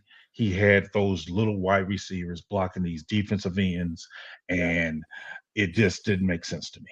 Didn't make sense at all. Correct. I'm hoping to see Velus Jones on a quick slant, just right in stride, taking it to the house. That's always been my vision of Velus Jones from the day they drafted him. I think he'd be third best at that as a wide receiver on the Bears at best right now. I think DJ Moore and Odunze are both better than him at that. Are they faster than him? That's the question. Nobody on the team is faster than Velus Jones. Yeah, so just a boom, boom, right across the middle. He's gone. Just keep running that slant all the way to the end zone. J2K. What's up, The J2K? Rolodex. Welcome in. We should probably get to some of our other chat in here. Scottish Bear hopping in, Raging Oracle hopping in, Richard Long. Raging Oracle say, but it works in Madden. Yeah, slant is definitely the Madden special. That's for sure. It's also the Packers special, which I'm sick and tired of fucking seeing. Was it the Packers special or was it the Aaron Rodgers to Devontae Adams special? No, it's always been the Packers special. That's a Packers special. Because I remember Briggs having to be in that passing lane a few times to try to break it up. And that's what. Are you saying that the Packers were good at isolating, putting a player into conflict, as Mr. Doug Kramer had pointed out? But yeah, I totally agree. Eric Kramer? Yes, I'm sorry. Please apologize. I was like, man, Doug Kramer, the center? I'm like, what? What does Doug Kramer get the platform to speak from? You guys got to chat. You should try and keep me honest. I do that a lot with names. I'll mix up a first or last name and do that. So there's one for me right see if we can get Doug Kramer on the show now. See the way Carl does things, because he calls DVD VHS. So I don't know if he be playing or not. Yeah, man. My brain, I don't want. That's probably like, okay, we need to be studied in a lab or something, man. He just said, "My brain, I don't want." So correct. That says it all. I'm not completing my sentences there, Foster. All right. Hey, you know what? I gotta ask, man, because you guys know me. So, Matt, you got any problem with our interior offensive line? Those three positions? I can get some names in front of you, Med. Go ahead. Yeah. With some names. I can pull them up as well. All right. Let me, as a disclaimer to both Med and chat, this is not a depth chart. Right. This is a list of names in somewhat non-random order. And the groupings that are outlined also don't matter whatsoever. All right. So, of course, with me, I like Tevin Jenkins. I mean, he could potentially be like a true rock and left guard right there. Kyron, I'm not even going to. Kieran Amagaji. Thank you. I like saying a mega DJ, but yeah, no, I mean, he's going to be a project. And I know that Braxton Jones is just kind of holding it for right now as far as that goes. But from what I understand, the dude is really nasty. You really do want that on your line. In fact, in my opinion, I was a trench guy when I was playing.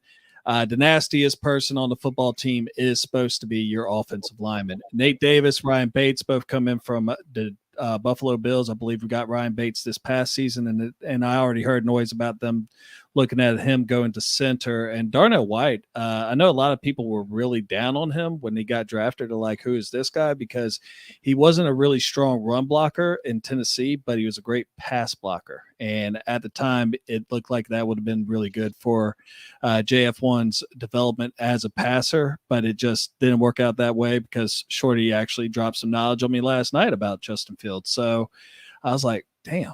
But as far as this goes, I mean, we're going to still have to bring in legitimate players to actually solidify the middle of this line. And, you know, as far as that goes, I think we're getting there, but we're not quite there. And that's why I always said that, like, next year will probably be our next season of really like trying to actually submit ourselves. And I feel like we'll see a true return to the old school black and blue division next year between 3 of the 4 teams, because the Vikings, they're just going to have a hard time with McCarthy at quarterback. So,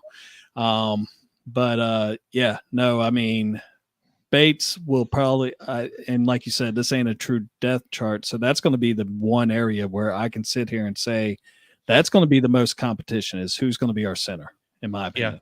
Yeah, totally agreed. I saw reports for the last week of OTAs that Ryan Bates was starting at, taking the first team reps. And then totally unconfirmed source that I saw on Reddit from these OTAs from the past few days, I saw Ryan Bates taking snaps of the second team, and Coleman Shelton, I believe, would have been the starting center. So total influx, and I agree that's going to be a true battle in camp. But everywhere else, I actually see that actually being the actual depth chart in a lot of ways of actually putting it. So, I mean, for right now, I mean, Karan is going to probably take over left tackle by the end of the year, if not next year. You really think so? I think so. I saw that a lot of I don't think it's just, or maybe it's just PFF stats, but essentially a lot of media outlets labeling the Bears as having a top 10 tackle duo, and Braxton Jones being in the top half of starting left tackles in the NFL. So I don't know. I think that the story for Braxton is just getting started. I agree. Worst case scenario, Karan does play better, starts, and the Bears recoup assets for a starting left tackle in the NFL and Braxton Jones. I think that Braxton Jones, his durability is really of a big, lack of concern for us. So I think as long as he stays healthy, he continues to grow. I think he's going to fix whatever issues he has. I honestly don't see Karan Amagaji as being a tackle. I think that he's a potential guard of the future, whether that's moving him to left and because I really am hoping and praying they're going to keep Tevin Jenkins and he can remain healthy this year and build upon what he's been doing. Because I would love to see him at right guard next to Darnell Wright for the next 5 years. I think that this next draft, I don't know what it looks like as far as offensive linemen, and maybe J2K knows more about that since he's in chat with us. But I really envision next year them going really heavy on the lines offense and defensive lines in next year's draft, and I think We'll that have 3 picks in the top 64. yeah. Ideally, multiple picks essentially in the first round, but So you whatever like I think there was a kind of a Band-Aid put on this year, but a pretty good Band-Aid, more like an ace bandage. Better than last year's Band-Aid. Yeah. And but next year I think it's not the cheap Curad, it's the real Curad Band-Aid. it's the fabric kind, not the cheap plastic that falls off. Yeah. See, it's the one that when you pull off the Band-Aid, it leaves that like film on your finger, on you have to scrape it off. It actually has adhesive. Yeah. Okay. Spray your finger with the goo gone. That analogy too far. See, I'm not as concerned. That's why I specifically asked you, Matt, about the interior, because I'm not really as concerned with. I think Braxton Jones, darn all right, and you brought up, the numbers where they're ranked last year, so I'm not as concerned. And even our depth there, I think, is better than we actually think because of Amajabe and Jake Karan and Benedette. I'm more concerned with, is Tevin Jenkins going to stay healthy? Because we know if he stays healthy and he plays like this whole season, he'll be a Pro Bowl or an All Pro. He'll get some accolades. For all of you, the other two positions, I don't know exactly, man. I know what's on film. Is Nate Davis going to be who he was 2 and 3 years ago, or is he still going to have problems at points in times that affect this offense? Right. And then center. When was the last time we had a good center, Peach? Olin Kreutz. There you go. So that's just way too long, man.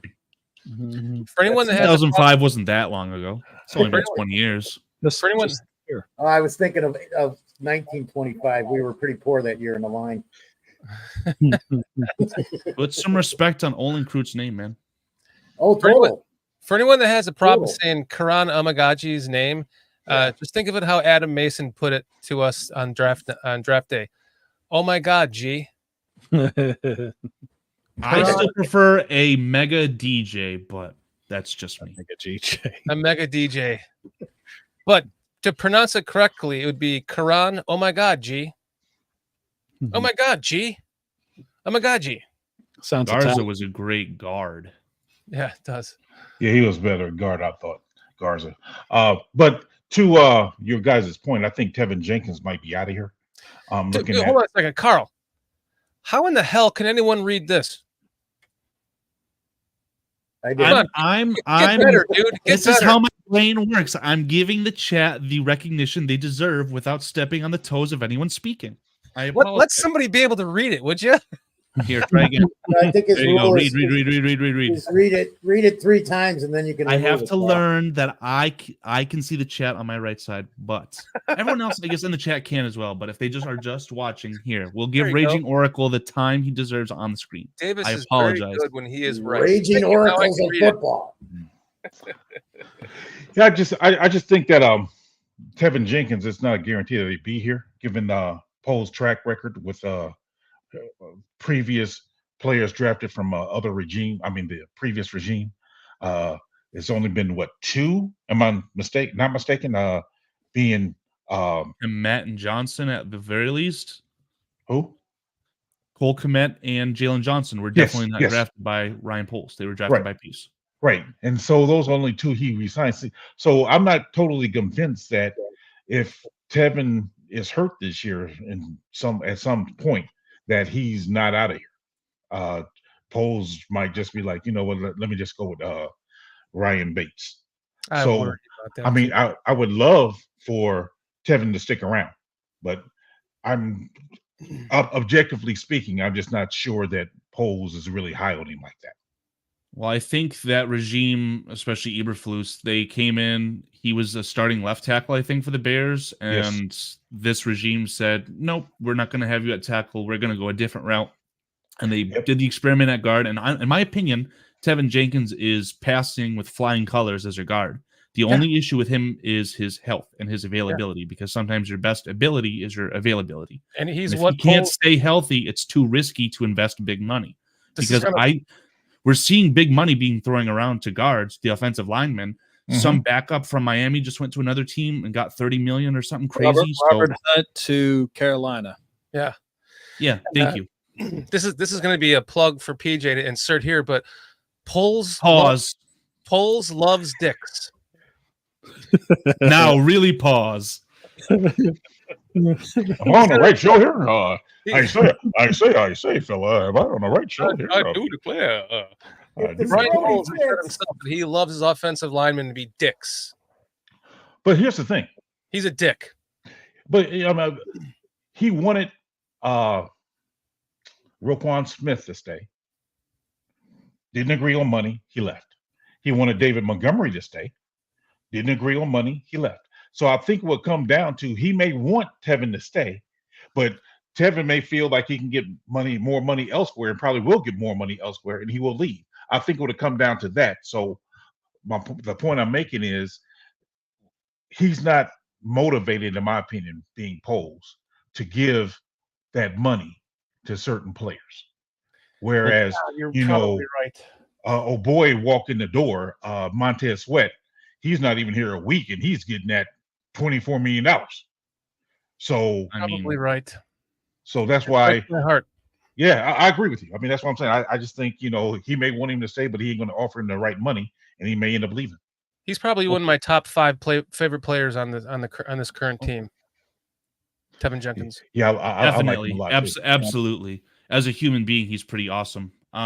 I was just going to say, wouldn't it be convenient if there was some sort of camera crew that could follow the Bears around during training camp to see kind of the behind the scenes, to see how the Bears really feel about Tevin? They could be on Hard Knocks, Yeah, well, wouldn't that be cool if they were on Hard Knocks? Well, maybe next year when they probably got a better chance of winning a Super Bowl. Yeah, I'd say next year. Next year. What do you say, Matt? Next year? Next year. Next year they'll get the actual in-season Hard Knocks. Watch. Yeah. When they go 13-4 and win the Super Bowl, when they go 13-4 and become the first team in history to win the Super Bowl with a rookie quarterback, right? Right. All right, I got a question. Pointing out sorry, PJ. Tony Moy in chat is pointing out if Keenan Allen leaves, they'll get a comp pick as well. I do not believe that Keenan Allen is going to factor into any sort of compensatory picks for the Chicago Bears. Not this. So it would be in the best interest for the Bears to have a healthy Keenan Allen and bring him back 1 or 2 more years, in my opinion. It all depends on if that player leaves and has a more productive season than the player that they replace him with, too, right? There's all these. No, there's a big factor to it. You got to factor in all of the players you lose versus all of the players you gain, the money they receive versus the money you ditch out, and the fact of how they did in that season. All those things factor in. Sounds like word soup. Yeah, exactly. I mean, that's what all factors in. That's why I'm not ready to have a nitty-gritty compensatory pick conversation, but I will say that the most straightforward, easy route for a compensatory pick that is useful for the Bears is for Ian Cunningham to get himself a GM job somewhere else. Agreed. I think that would be an instantaneous 3rd-round pick. Agreed. It'd be 2 of them. Well, 2 years in a row. But when you look at those guys work together, you're like, is that worth it? They seem like a dynamic duo together, man. But that room they have is also pretty good. I mean, the way they went about selecting the punter Tory Taylor, they had that room looked so fake. Really?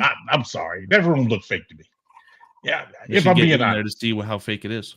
It looked fake in the sense of everything Poles said. I'm like, stop, man. Come on. Have you ever seen the Dallas Cowboys make a draft pick? They're the same way. That is all the attaboys to Jerry Jones' backside. Yeah, that's Med knows what's up. That's fake. I mean, in all honesty, get that vibe from the I'd rather that happen than what you saw happen when Arthur Blank went up to his GM after they picked up Michael Penix Jr. That was like, what did you do? Yeah, I wish I would have seen that. Oh, man. At least he wasn't sharking him like Jerry Jones would do. Yeah. I'm just saying. I mean, I'm watching that thing, and that's like every. Oh yeah.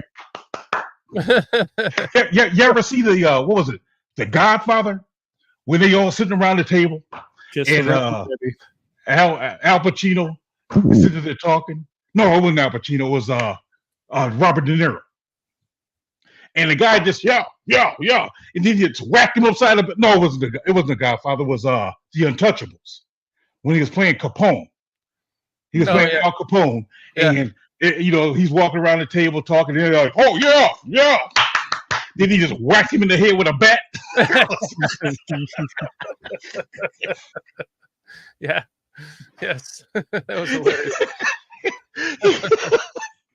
Thanks, Demon Ice. I mean, man, that's why I'm like, come on, man. I mean, I get it, but come on.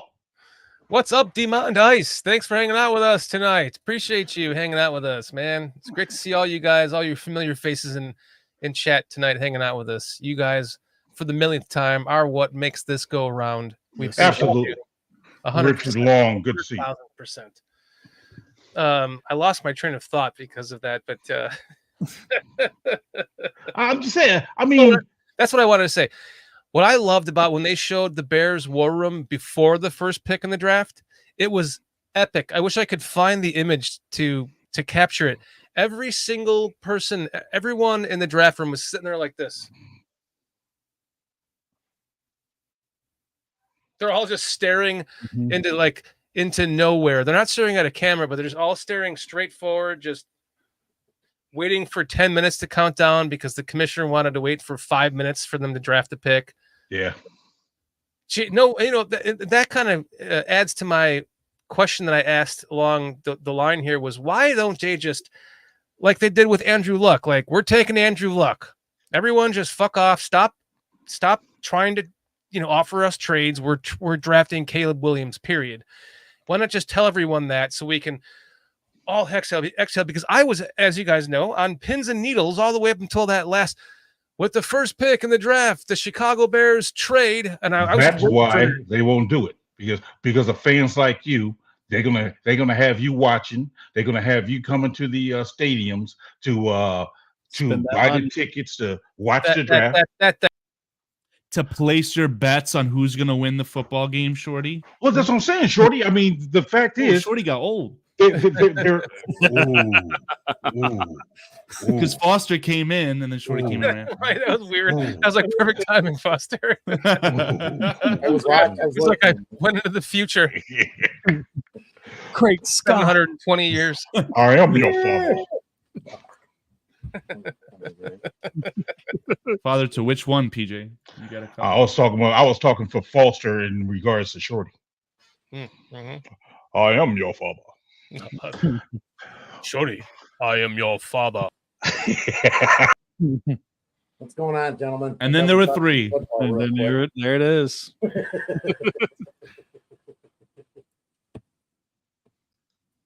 Welcome back. So yeah. Now Carl's out of here. What is going on? It's insane. This is how it rolls. It's like watching a little cup with a little ball in it and everything. Y'all just switch it off. I'm like, oh my god. Where's Waldo? I'm about to get motion sickness from watching all this. About to have a seizure. Close your eyes. But Foster, this is why you could never be my dad. Look at this. I had hair once. He trimmed it for you, Shorty. It's not even gray, dude. Faces. Quit fucking bragging, dude. Something else has got to be wrong. No, my balls are gray. My balls are definitely gray. Yeah. That's hard to deal with. The balls themselves or the hair? Oh, the ball hair is fucking gray, man. That's weird. His balls are great. Man, Matt's got to be loving this show. Oh, I was going to say, just get you some Just for men, brush it in, you'd be good. You're just for men, not hashtag not an ad. Hey, this guy go see a Brazilian waxer. She just there you go. Rips off all the Hold on. You're talking about getting a Brazilian for your nuts? I'm kidding. I use a Can you imagine? That'd be awful, right? Is that even? Are you even allowed tear one of your testicles out at the same time? Yeah. Yikes, man! Oh what if it's like the this one downhill fast? If you place last in your fantasy football league, oh, get a Brazilian wax on your nutsack. That'd be a good bet. And it has to be recorded. Yes, by the guy that won the fantasy football league. Let's think That about would be more traumatic to watch it happen. You'd see everything. Oh my god! Testicle come out of the sack and everything. It'd be awful.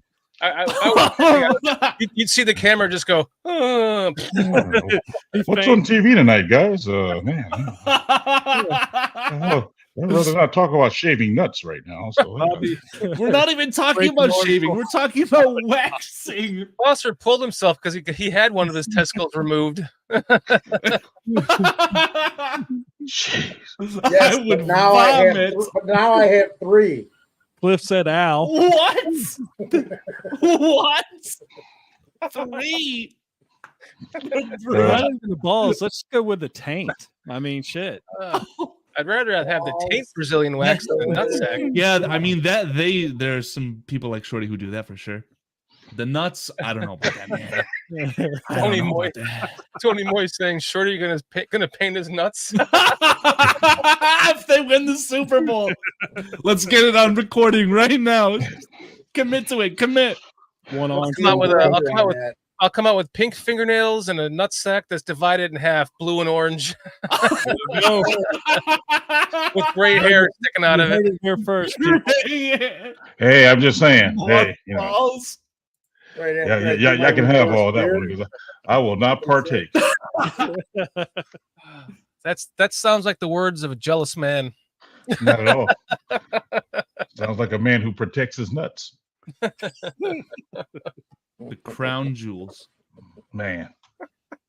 I would never get a Brazilian wax on my nuts. That'd be awful.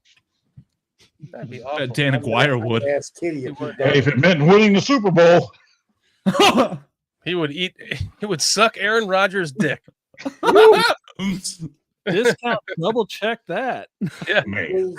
I'm here to There you go, Please man. leave. You're on the wrong show. I'm just saying. Foster, I think you're on the wrong show. I think so, man. Ben's like, "Can I be a co-host?" As much as I As love long the as you Bears. record the loser of their fantasy football league getting their nuts Brazilian, just straight waxed.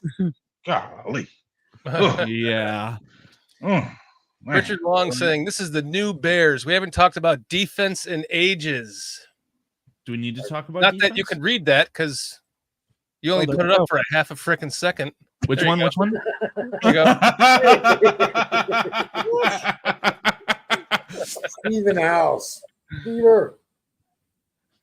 Hey, speaking of which, the Hard Knocks normally show 5 players in detail.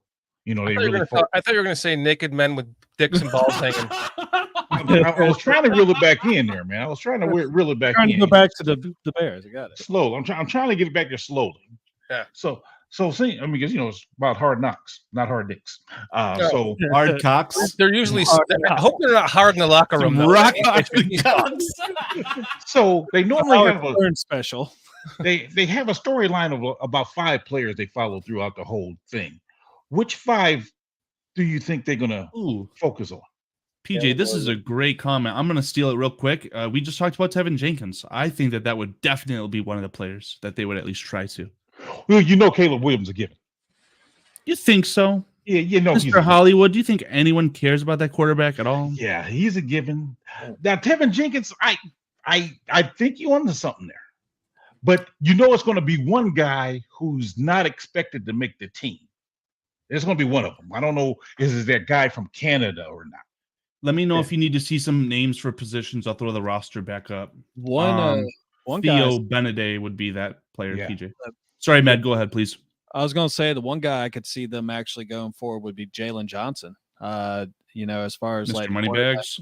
Yeah, Mr. Moneybags himself. I mean, he's going to have a lot of pressure put on him. I mean, he performed last year, and he earned his contract. But yeah, no, I think he's going to be someone that they're going to be featuring a little bit.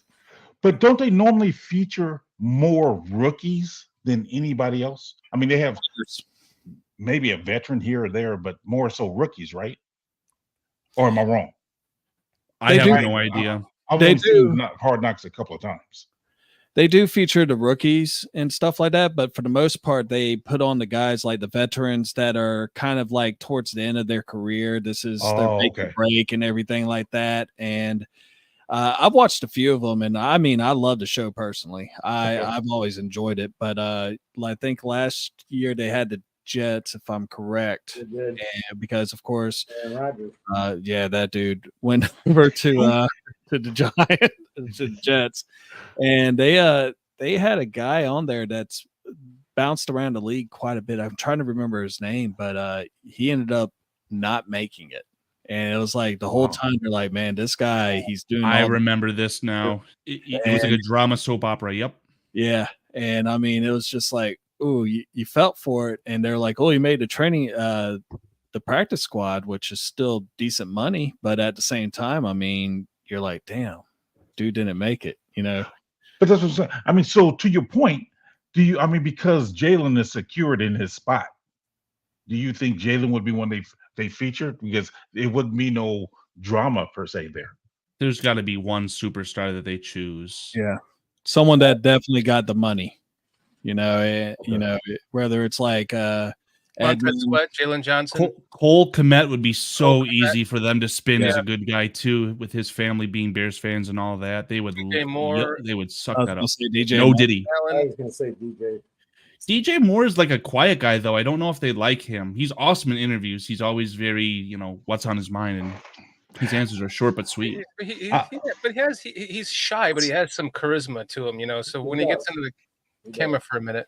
I think you guys missing it though. I think you guys naming too many veterans, because seem like it's more the guys who's fringe of making the team, because that's therein lies the conflict. Is whether or not Josh, these guys what's his name? Caleb Williams' best friend. What is it? John Johnson the third. Yeah, now he might be one. How many undrafted free agents do we have right now? The ones that came in after the draft, because they really do spotlight on them as well. Yeah. So to answer your question on the defensive end, we've got some names such as Reddy Stewart, Leon Jones, Carl Jones, Chroma would be a good one. I would love to see a little bit more Keith Randolph as well, someone who was projected to be drafted and wasn't. Deshaun Mallory, and then on the offensive end, of course, Keith Randolph is a steal, by the way. That's an awesome pickup. Yeah, I think so as well. He was one of the rookies from this year who I'm looking out for one of the most. I know. What's that? Go back to that last one. Travis Homer would be someone they would probably follow too. Yeah, Travis Homer is definitely on the bubble, and if Ian Wheeler's able to get his foot in the door with the kick return job, I think that Travis Homer would definitely be. Wheeler's my guy. You guys saw me pounding the table for that speedy. This guy can't stop. He can't stop himself. Pumping, right? Pumping it hard. I corrected myself. Damn you! That's what I said. You can't stop yourself. I'm allowed to correct myself. No, I'm just saying you started to stay pumping though. Okay, but can't get PJ too excited. You, PJ. Let's not talk about pumping hard on the show anymore, please. This is the first show I've done with you guys where I'm crying. It's what I bring from shots, I guess. It's infectious. Scottish Bird brings up a good point. He says that Hard Knocks training camp with the Detroit Lions featured, Lee Schreiber, Deuce Staley, Aiden Hutchinson, and Kelvin Shepard. So very clearly one standout to the rest of those players who I have he was a rookie even on the roster anymore. Yeah, exactly. So I think that an obvious thing for them to do would go the Caleb Williams route, and you're going to get a lot of Rome Odunze in there as well with the rapport they have. So of course, I think that's a no-brainer. To your coaching point, Deuce Staley, is that going to be Shane Waldron then? Yeah, he'll be the coach. It would have to be too, yeah. Because maybe Washington defensive end or the new defensive coordinator, maybe. I think it's going to be Waldron because of all the investment they have with the offense and everything. I mean, Deuce Staley was the offensive coordinator for Detroit when this was airing, and he was being looked at as a potential head coach at other vacancies for the following year. So, the first thing that my wife said when I was like, fuck, she could hear me from her office in my office. What? The Bears are on Hard Knocks this year. She's like, oh, awesome. She's like, I loved watching the Lions and Deuce Staley last year. I hope that I can't wait to see that, that guy on the Bears this year. I'm like, oh God, give me a break. Yeah, it's kind of. I think Bayless Jones may be one based on the fact that whether or not he's going to make the team. Yeah. Who's that, PJ? I'm sorry. Bayless Jones. Bayless Jones. I'm Would be a pulling good for one. that kid, man. I think the same thing because he hasn't really outside of kick. I mean, look at how many times he goofed. I hate to say it like that, but when he actually holds on to the ball, he's great. Yeah, I mean, he has goofed many times. He had many punt returns, fumbled that were recovered by the other team. He had a dropped, perfectly thrown deep ball from Justin in the Dallas game, and then he dropped the punt that sealed the loss, and a nice comeback. And I just think that he's kind of Ryan Pohl's. Because he was one of his first players drafted. I think he holds him special to his heart, and he's going to give him all the chance that he has to succeed. And this is, I think that going into this year, if he doesn't have it, which I think that Poles believes he might take that next step, being that, more of a seasoned veteran now, being in, albeit year 3 of a new offense. It is similar enough to the previous offense, and you can see Caleb Williams, throwing balls to him, in the practice shots that we've seen from OTAs, and he seems that from all the videos I've seen, he's one of the 4 or 5 receivers that he's throwing balls to right now. Cool. So, who you got, Foster? I would just love to see that slant, boom, gone to the house.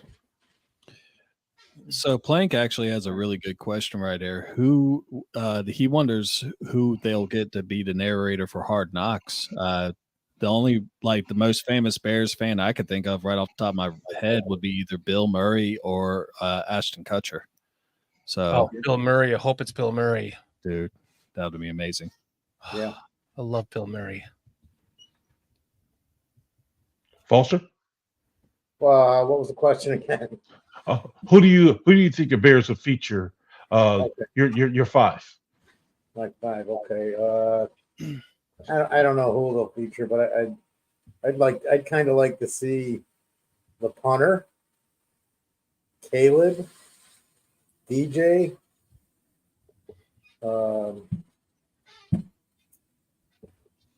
some Sweat, and maybe somebody else on the defense.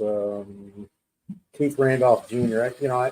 Because I read that thing and there was a lot of different players he listed, but I know it was newer guys that they did a lot on it, according to what somebody had just written in chat. But anything, because you know what, I'm not big on this stuff, man. It's all about money, and that's all that matters. It's for money. So Absolutely. I wish they wouldn't even do it. Just let them do their job, man. But I don't know. I'm not into it, man. Everybody, you can like it and everything. That's fine. I don't know. I think he gives deserved screen time to coaches that would otherwise never get it too. That's what I'm more interested in, is learning about those guys. That's kind of when I opened up with Foster. When I was younger, fucking crab.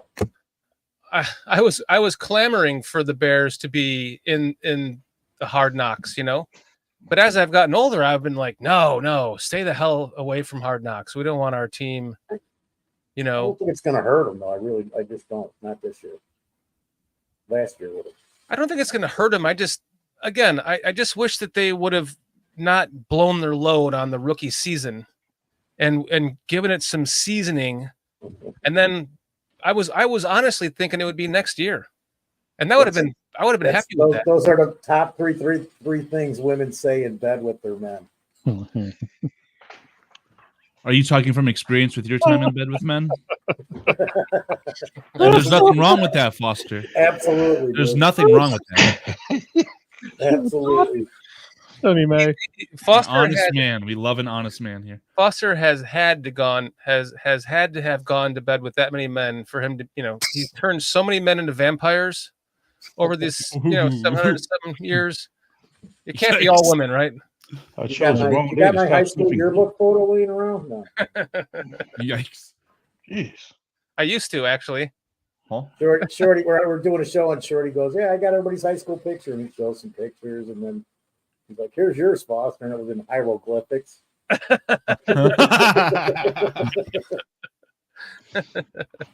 I'm like, there's no way you got my high school yearbook photo, because there ain't. And I was like, "Oh yeah, I do." You're like, "Holy shit, really?" Yeah, I was like, "It's hieroglyphic." I saved that for PJ, but I don't think he was on the show, so I use it for you. So I am a wise man. So for my top 5, who I think they're going to feature is obviously Caleb Williams. I think Roma Dunze. For a coach, I'm going to go with Shane Waldron. And if I'm going to go with other players, I think Velus Jones is definitely on there as being a bubble player. And then maybe another bubble player such as who's the running back that we got? The guy was Ian something. Wheeler. Ian Wheeler. I think they could be putting a spotlight on him too, because if that kid can make the team at that important position that we don't really have an answer for, because I was clamoring for that during the draft. Who's going to replace what's his name, number 18? Oh gosh, runs a 4.340. We talked about him. He was injured last year. Dante Pettis. Dante Pettis, yeah. Who's going to replace Dante Pettis? He's on the team. With my argument. Huh? He's on the team. Well, I know, but who's going to replace him? He needs to be. He's the guy that's the odd man. He's the guy that's returning punts and possibly kicks. That has to be an upgrade. So if he's a sixth receiver,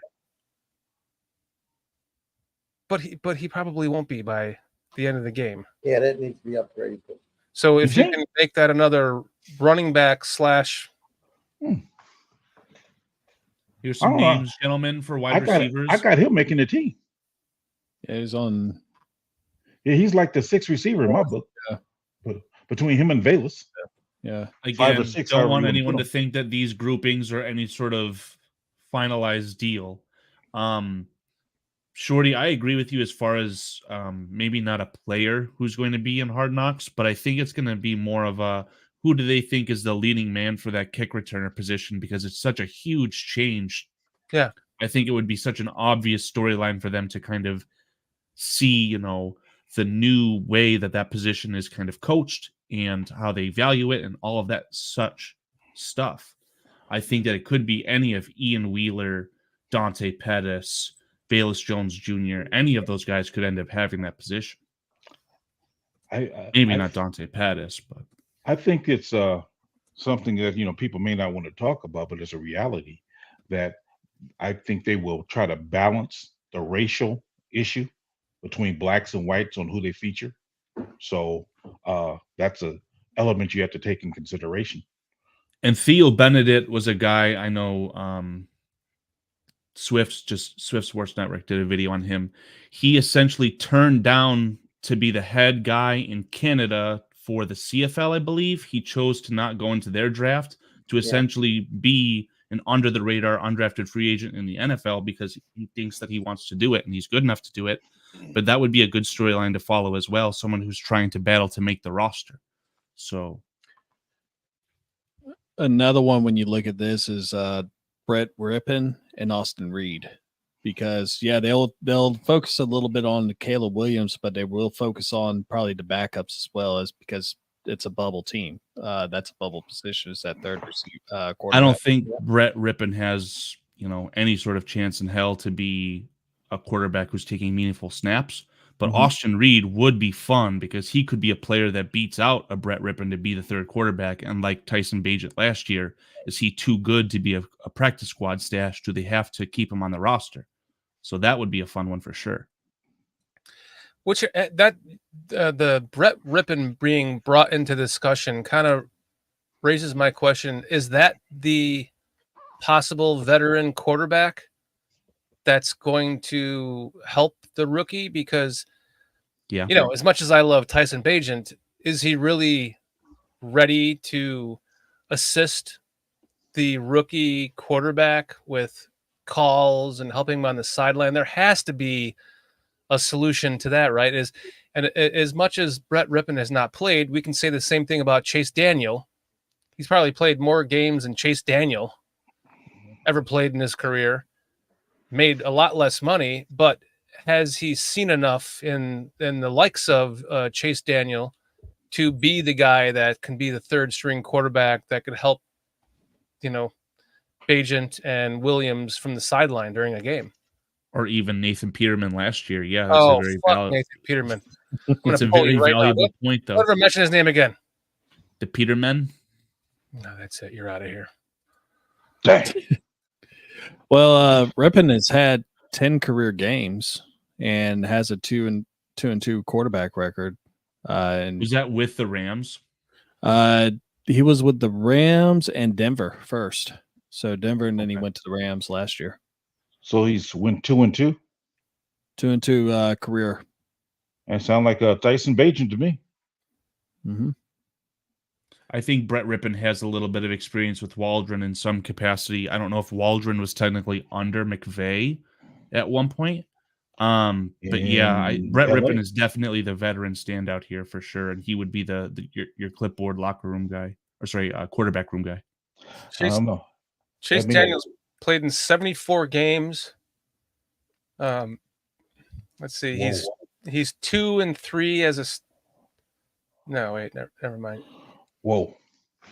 He's played in 74 games, huh? 74 games. That's a shock. Yeah, that's a lot more than 4. Does that count as like coming in as the guy who takes the kneel down in a meaningless regular season game? Yeah, that's kind of pretty much. He started 5 games of those 74, Well, so 69. Chase Daniel is your prototypical quarterback too, who just made a bunch of money just selling himself off the field. No Diddy there, I guess, either, but Look, he's got a huge YouTube QB channel now too. Can't hate the player. Sounds like the perfect guest for Bears Country Podcast. I'm just saying, he can sit up there and that man became a millionaire just patting butts. Hey, good job, man. Good job. What the hell happened to Foster? Foster needs to get on that. He's our director of media relations. Hey, good job. Well, his internet crashed here. I'll let everyone see. Oh. I'm the IT guy. I guess, I don't know if I can fix that. Good job. Hey, you'll get him next time there, buddy. All right. PJ, you're sounding like a backup quarterback in the NFL. Yeah. Hey, I'm sounding like Chase Daniels. Yeah, there you go. Get paid. All right, Blasting Game might be a fun name. Hey, like I said, if you want to pay me $1 million to pat guys on the butt and say good job, hey. Cliff's got it right here. Hey, man. Sign me up. I don't know if I could get you $1 million, but you could definitely do that as a Walmart greeter. No. Absolutely not. No, PJ. I'd rather make $8 million being a sixth man on an NBA team that has 2 rebounds, 1 point, sixth man, 2 assists. You ain't the 6th man. You better be the 12th man. You could be the 12th man and make $8 million a year. That NBA money is that's ridiculous. Yeah. You just have to grow a little bit, Shorty. My argument has always been NBA only has to play 15 players. NFL has to play, 68? At least 53 or so. Call it a 55-man roster with the quarterback rule, but you've also got to bring 90 guys into camp. Plus a 15-man practice squad, so that's what I'm saying, 68. Yeah, true. Yeah, 68 versus 15. So, yeah, the 15 can get more millions versus the 68 when you got to play the quarterback 30% of your salary cap, which I think is totally ridiculous. Before their endorsements as well. Yup. I think there ought to be a rule that no one player should get more than 10% of the salary cap. Period. Just period. Communist. Just man. We just call you what it will, but that to me, you mess up your whole team trying to pay your quarterback. Exactly. Let's see how long it goes for the Lions, right? My wife and I just watched a documentary last night about players that like the percentage of players that go broke from the NBA and the NFL. It was like 60% of NBA players are broke after 5 years out of the league. I think it was like 78% of the NFL players were broke after 5 years out of the league. And they talked to all the the superstars of both leagues, and they were like, "Oh yeah, once I got this big contract, I bought a house here and a Lamborghini here and da da da and this and that."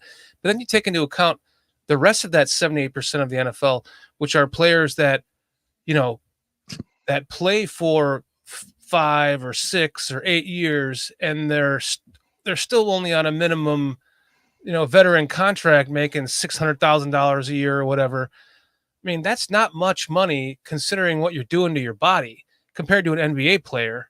Mhm. And they play a lot more games. There's a lot more of them, and there's a lot less of them that are even good, much less great compared to the NBA.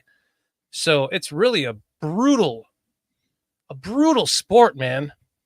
The NFL, in more ways than one. I think what the problem is with these guys in their bankruptcies. You guys can correct me if you disagree. If you do, however, I think when you're given a lot of money, you tend to take it for granted. Meaning that, okay, you got this millions of dollars. Oh, I can go buy my mom a house, my sister, my dog, all these people. You can buy all these people a house. So you blow that money. You're thinking like next year, okay. That's what every one of them said too. I bought my mother a house. I bought my father a truck. So next year comes, you expecting the same load, and you may not even make the team, and then therefore you cut, and then you have these expenses that you incurred that you didn't budget for, and therein lies a problem. I think I know they have during that rookie seminar they talk about things, but I don't know how much in detail they talk about how you handle your finances, because that's what it really is. Because after a while, you kind of get used to it. You think, oh, I'm going to always make this type of money, and you're not, because even when you retire, you get that money get cut off, you get hurt, whatever, it gets cut off from you, and then you kind of try to now readjust your life to where you can adjust it to your now new income level. And let's look at it this other way too.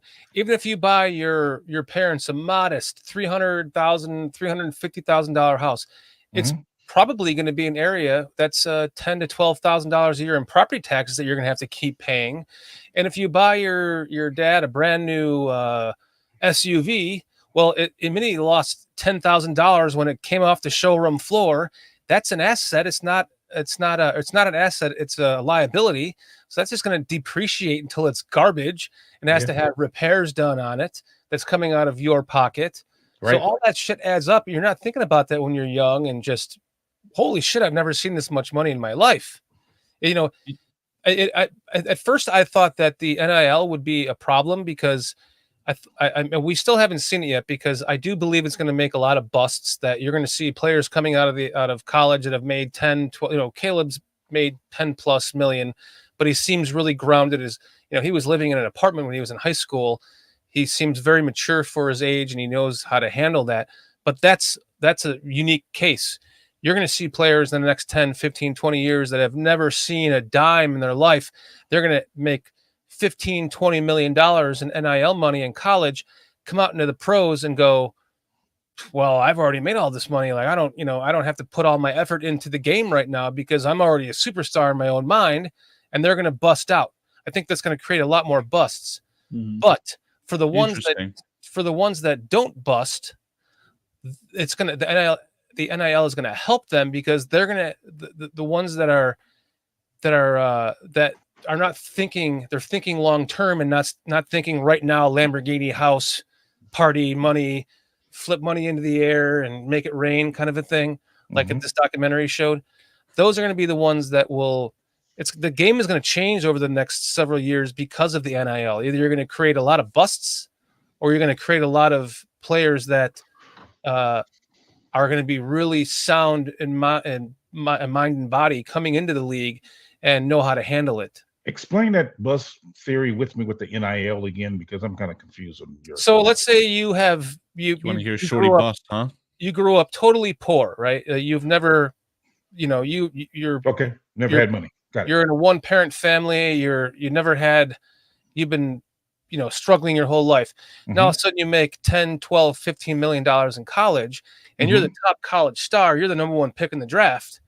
Well, for a lot of these players, I believe that's going to cause them to feel like their head is too big coming into the league, like they've already made it, when in reality they've only made it in college, and they've made a good amount of money in college, but they might have pissed it away on Lamborghinis and houses and cars and bought their parents, all that stuff. And then they get to the NFL, they're not putting in the effort that they would have otherwise, because they're already in their own minds a legend, right? And they're going to bust out. You're going to see a lot of those number one pick defensive ends who are the superstar of the league. See, that's why I disagree. I disagree, because if you're making that money in college and you still get picked number one or whatever, that means you still been working. Although you got that money, that means you still been working, else you wouldn't have went number one overall or whatever, because they're like, hey, okay, this guy's still working. I mean, he make that money. Only reason why I got picked number one is because they say, look, this is a talent. I mean, this guy, he's it. So that's why I say I don't think they'll work less because they already been getting that money. I think it's the ones who the money is new to them, meaning that they hasn't had it before. That's what I'm saying. Yeah, like Caleb kind of came from a little bit of money. So that's what I'm saying. He already got that money in college. He got the NIL money in college already. So he kept working. But his family had money going into college. Yeah, but I'm saying he kept working though. So he kept working. So therefore, that's why he was able to get this number one status. For the ones who let's say hasn't got the NIL money like that, they come in now, they get thrown this money for the first time. I think those are the ones who are really in trouble because they're not used to having it.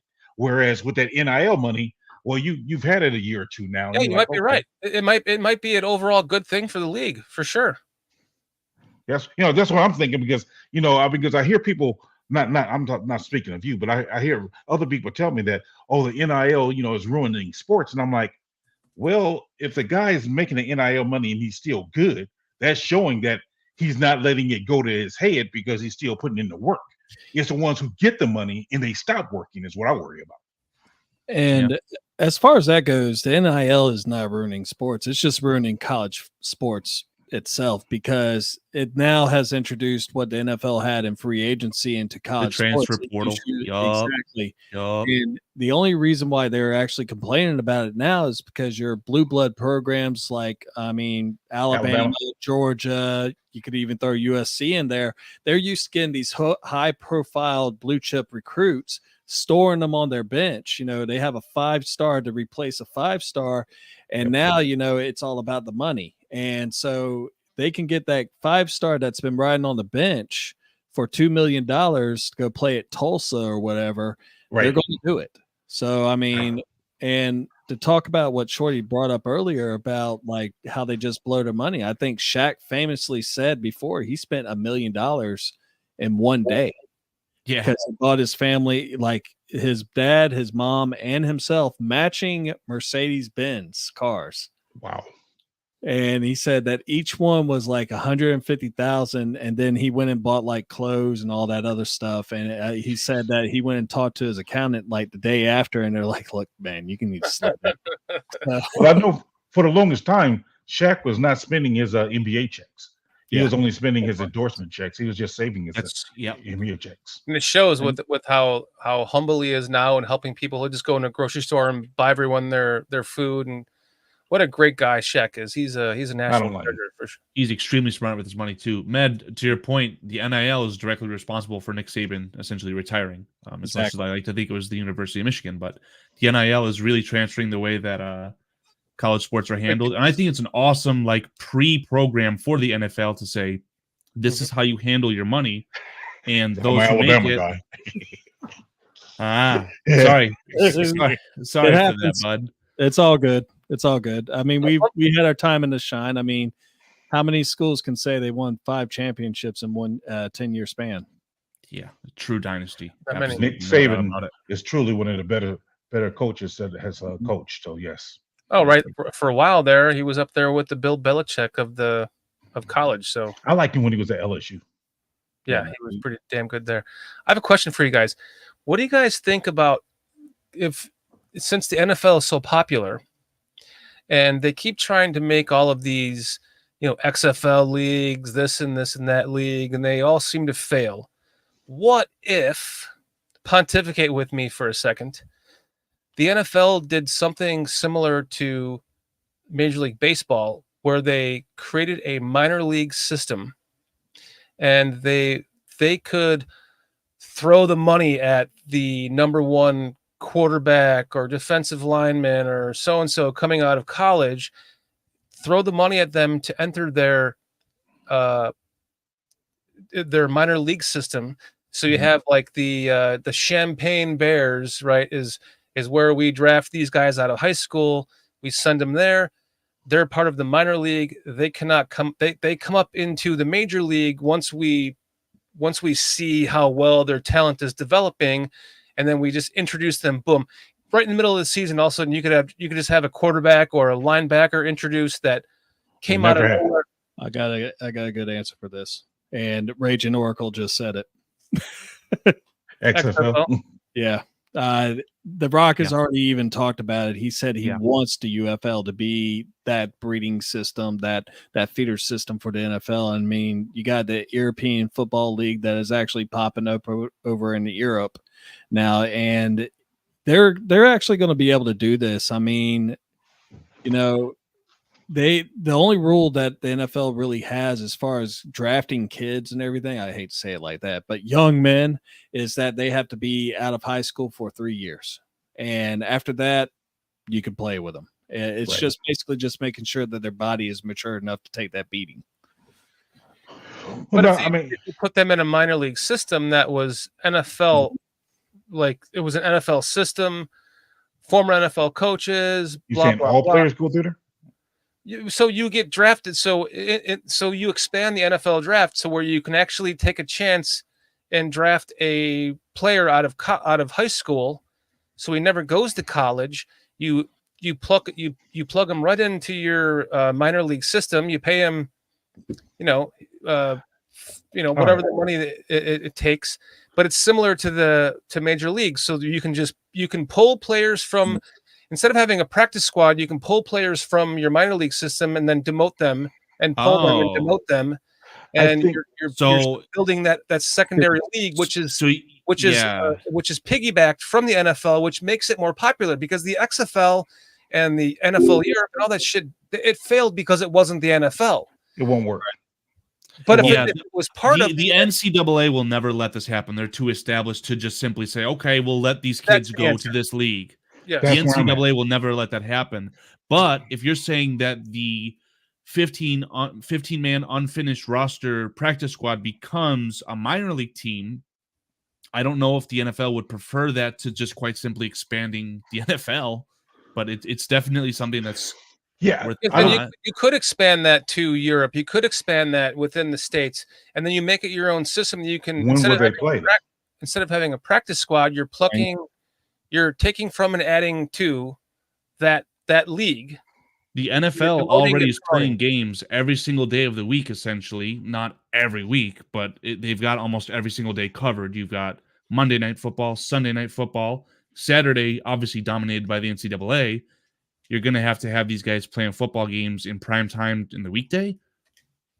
I think it'd be tough. Yeah, the scheduling. Much more of a brutal sport than Major League Baseball, right? Right, because if you play just a little bit, let's say you played the week before, then they pluck you, and then when they pluck you, now they calling you up, and you're gonna expect to play that night. Your body ain't gonna be ready. So no, I don't see that. Yeah. Fair enough. It's a good point. I brought up the relegation system last week. Wow. And then I like this idea of having a secondary league, but I don't know. I think there's a reason why the things like leagues like the XFL there's been multiple XFLs to my understanding, and they've kind of fallen on their face. I like the idea of having a 60-man roster and having all 60. The NFL likes the idea of having, 32, 34 now teams playing 18, 19, 20 games a year. That's what they like. Yeah, I just think, with the amount of concussions and things like that, I just think you need to have more than 47 or 46 players dressed. I think you need to have about 60 guys dressed to where, okay, if I really think this guy hurt himself, irregardless of what he's telling me, oh, coach, let me no, bro, just sit down. And I'm not hurting to find a player to put in because I only dressed 8 linemen that day. So yeah, get your rosters up to 60, have all 60 of them dressed, and man, keep guys as safe as you can. Then you'd almost have like an NBA situation where you have to have multiple players who can rotate in at offensive and defensive line. At So 60, it was 60 players. I'm saying in a 60-man roster situation, you wouldn't want just your best 4 defensive linemen and maybe an occasional speed rusher coming in on third down. You'd essentially have groupings rotate in and out like the Philadelphia Eagles, where it's just this constant wave. Well, yeah, I mean that's what you can do. Almost be like college, where you're hoarding these good players on your bench. Well, yeah, you can do that. Become a necessity. I mean, that means you drafting players, and you're going to draft some good players. Then that build them up. As soon as there are 33 starting caliber quarterbacks in the NFL is just going to say, okay, we're expanding. So it'll just shrink it right back down. They have more markets to cover, and then 34 teams. We can play 18 games a year. We can play 20 games a year. No problem. I think a starting caliber quarterback is really overrated. I think all of them at that level are starting caliber. It's just what team you know what I mean. If there are 33 stars, the NFL is not going to let one of these stars sit on the bench. They're just going to expand the league, add another team. I would disagree with that. There would never be 33 stars. Yeah, correct. I don't think there would be either, but it doesn't have to just be for quarterback. Yeah. I just think there's enough quarterbacks already. That's what I'm saying. It's because it's not about the quarterback necessarily putting a team on their back. I mean, you just give me a quarterback who can actually be confident enough with a team behind him, and I think you can win. And quarterbacks like that have existed because Troy Aikman didn't put up great numbers, but he's in the Hall of Fame based upon having a good team around him and doing enough to win. So there's a lot of teams who had quarterbacks like that. So that's why I say the quarterback position, I think it overrated too much a lot of times when they're expecting them to walk on water. As a microcosm, you have your very good system with a plug-and-play quarterback in Brock Purdy, who maybe is not a Hall of Famer just yet. He lost a Super Bowl against a team, in my opinion, that has a much worse offense, but a far superior quarterback. And that quarterback was able to elevate the team around him and win the Super Bowl. So, I thought that was more of the coaching, honestly. I thought it came down to Andy Reid out coaching. What was the defensive coordinator name? Name him. Like who? But there's like 5 or 6. Defensive coordinator for the San Francisco 49ers last year. McDonald? The defensive coordinator? Last year, wasn't it McDonald? No, it was the black guy that McDonald sounds correct, actually. You're saying DeMarco Ryans 2 years ago. No, not him. I'm saying last year. Year. The black guy. Oh, wait. He was the coach for the Carolina. Carolina. Right? Yeah. Nick Sorensen? No. He's the new one? No. It was got that job. Shit. I think he was one of the Bears staff once upon a time. He was with the Cardinals too. I'm forgetting his name. Steve Wilkes, I believe is the name. Thank you. That's it. Steve Wilkes. That's who it is. So I think Andy Reid actually just outcoached Steve Wilkes. That's what it came down to. He does fair that enough, fair enough, but he outcoaches defensive coordinators quite a bit. Well, that's what I'm saying. Just a couple times. So I think a lot of times, we put too much emphasis on the quarterback position when it's actually, hey, coaching still matters. And there are times, Kyle Shanahan made some boneheaded plays. coaching calls. It's like, dude, what are you doing? Even with Dan Campbell in the championship game, when Detroit was up, 14 points, and you're still going for it on fourth. I'm like, come on, bro. What are you doing? That's the analytics-based thinking. But that's with your coaching, dipstick. That's coaching. It's not. No, coaching is thinking with your dipstick, not fucking asking the. Well, I'm just saying though. Because analytics expert, not Stafford. Golf, he didn't play that bad. So I think you still could have won with Golf in that game. It came down to that coaching decisions. Lions thought so. They gave him $50 million a year. Well, that's what I'm saying. So don't get me wrong. I think Purdy's good for that system. And if Purdy was with another team, I don't think he would be as good. I heard ESPN 1000 talking about this today because there was some list that was released where they talked about the top 50 prospects that you would take that were drafted within the last 5 years. And I think overall, Caleb Williams was 9th overall, and Brock Purdy was floating around the teens. But a good question was brought up. Do you think the 49ers would, in a heartbeat, trade Brock Purdy for Trevor Lawrence? I think so. In a heartbeat? I think so. The guy that you just had, the rookie quarter. Yeah, I think that they absolutely, that's what it was Sylvie. Sylvie was like, yeah, I think in that scenario, if the Bears called the 49ers and asked them if they would trade Brock Purdy for Williams, Shanahan would say, do you want me to carry Purdy to you? It would be that fast. But I don't know. The rookie quarterback that just took you to the Super Bowl, almost won you a Super Bowl as a rookie. I don't know if they'd just trade that away like that for someone like Trevor Lawrence. Yeah, and I'm not personally sold on Trevor Lawrence, and I don't think Jacksonville is either. I mean, they brought in Mac Jones on a 6th round pick last year, and that whole QB draft class right now is starting to look very similar to awful. Yeah, to the one that had like Cade Lance. Yeah, I mean, Trevor Lawrence is the only one that's starting now. So I mean, what's that say? And even then, he was struggling. I mean, yeah, I mean, but you can say the coaching, but also at the same time, the coaches ain't on the field making the plays. I mean, agreed. Bad talent around them. Yeah. And I mean, Patrick Mahomes, I mean, other than Travis Kelce and Rashad Rice, he had no one to throw to. I mean, we've seen Rice is not a world beater. I believe he has some drops too. So I think bigger issues this offseason. So. Just a couple, literally a couple bigger issues. Reed has shown that he's a brilliant offensive mind. So you can give him a less quarterback. I mean, and he will do well just because in Andy Reid. I mean, I just believe that.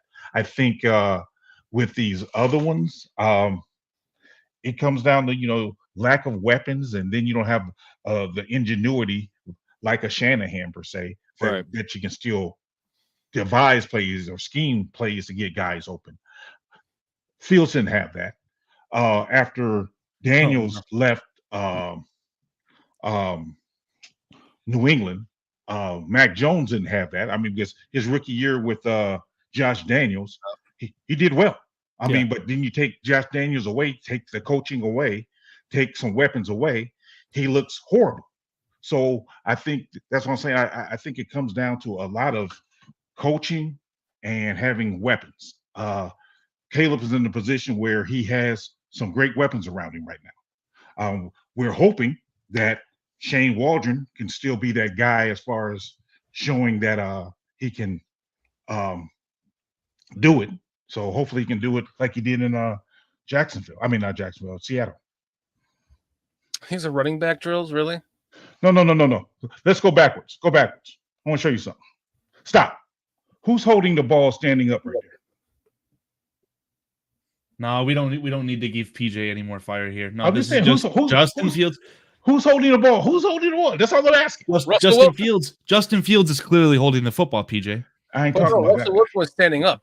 Yeah, I'm just giving PJ some shit. It's clearly right here. He's right there. Yes, and yes. Thank you. And I'm just giving you shit, PJ. Counter your point, like you said, on coaching and everything. Doug Peterson is not a scrub. I mean, the guy won a Super Bowl at Philly, and you see how much Trevor Lawrence is still kind of struggling right now in Jacksonville. He's got last year. I mean, Calvin Ridley was kind of his number one receiver, and Christian Kirk is no pushover. So I mean, Christian Kirk was the one, man. Trust me, as a Calvin Ridley fantasy owner, Christian Kirk was the number one overall for Jacksonville last year. Exactly. But Mayor, let me say this though. Yes, sir. When Peterson was in Philadelphia, he won a Super Bowl. Right. But after that Super Bowl, what happened? Looking at his record, he went to playoffs twice, but then there was that one year where it just fell out. And see, it's kind of fell apart. And that's what I'm saying. So I think he's okay. I won't put him on the level of a Shanahan or Andy Reid. I think he's okay. So therefore, Trevor's struggles. I mean, I still think Trevor's a good quarterback. I just think Peterson just isn't as good as we're thinking he is. I believe Trevor Lawrence got much better once Peterson came in that second year too. Yeah. Agreed. Yeah. I just don't think Trevor Lawrence is who we thought he was. I think He he's a was good quarterback. definitely not. He was like Caleb Williams, where 2 years ago, the year before he got drafted, he was just this insane world beater. They would move heaven and hell to be able to get him. Exactly. Now that he's in the NFL and he's came back to real competition, he's definitely not been the superstar that he was that year in college. But he also 2 years. hasn't had the true weapon. I mean, don't get me wrong. Like you said, Christian Kirk isn't horrible, but he has some weapons. He don't have the weapons like Caleb Williams is going to have. Correct. So therefore, it remains to be seen whether or not Caleb crashes and burns. We all hope he doesn't, but it's all about coaching and how you develop your quarterbacks. I think Andy Reid did a wonderful job of developing Patrick Mahomes. A wonderful job. Set him that year, man, and I hate Alex to say Smith, big point in that as well. Big point. But I hate to say it, but Matt Nagy worked with him that whole year when he was sitting that bench. So yeah, he was an offensive coordinator. Yep. Correct me if I'm wrong. Oh, Nagy, yeah. You're right. Yeah. Nagy knew that Fields was not ready in year one. Yeah, that's what I'm saying. So we have to coaching plays a lot of part. And I think it's understated because we want to throw these guys out there and say, hey, go save the world, like they did with Bryce Young last year. Like Bryce Young, no. I mean, when I hear people talk about, oh, we fleeced Carolina. No, we didn't. We didn't fleece them at all. We did not fleece them. Because if Carolina would have taken CJ Stroud and had the same type of year that he did with Houston, nobody would have said we fleeced Carolina. So we didn't fleece them. It's just they mismanaged the whole situation. Yeah. Because here the coaches wanted CJ Stroud. The owner steps in and say, no, I want you to take Bryce Young. And then halfway through the year, he fires the guys. He don't give the guys no weapons around him. We didn't fleece him. That was just bad management on Carolina's part. Period. Probably the worst owner in the NFL for sure. Firing your first year head coach, how many games in was ridiculous. That's what I'm saying. That's bad. I don't think I've ever heard of that. Yeah. That was insane. That was not warranted. And that's a lot of times what happens. I mean, you get these quarterbacks in here, these rookies, and you expect them to be saviors without no weapons, and then you don't even have the patience or the coaching to sit up there and cultivate them. You have to cultivate these guys. Because if I was an owner, the number one thing I would do is, hey, look, if I'm drafting this guy, thank you. Yes, Carolina did fleece themselves. Yes. If I was an owner, I'm like, look, we're going to put a system around this guy to where he can't fail. And I don't see teams doing that. I mean, they did it for CJ Stroud last year, but we'll remain to see what he does this year. And to the point of VHS, I just want to point out, I still feel strongly that Stroud is elevating the players around him, the Nico Collins, the Tank Dells of the worlds. He elevated their play as much as maybe they were better weapons than what Carolina has to offer. So, well, I mean, you look at the weapons that Carolina gave him. I mean, you're talking about Adam Thielen, who was number 3 receiver on his team with the Vikings, being their number 1 receiver. And he was producing last year. Don't get that twisted. He was having a great year. He was, but I mean, he was doing it mostly off of 7 and outs. I mean, you watch the tape, he rarely got the ball thrown past 5 yards to him. I mean, the offense is just stale. And you look at the rest of the players, essentially, when your best running back is Chuba Hubbard, what's that saying? I mean, well, they splashed the cash on Miles Sanders, who ultimately proved that the offensive line was, more important than the player in Philadelphia. Yeah, but Stroud definitely would not have had a better season. I mean, you just look at the weapons; they were all cast off from teams that didn't want them. So, Amir Smith-Marset being one of them. Yeah, and they did. I think Jonathan Mingo. No mention of him anymore. Yeah. Hold on, I got you, Shorty.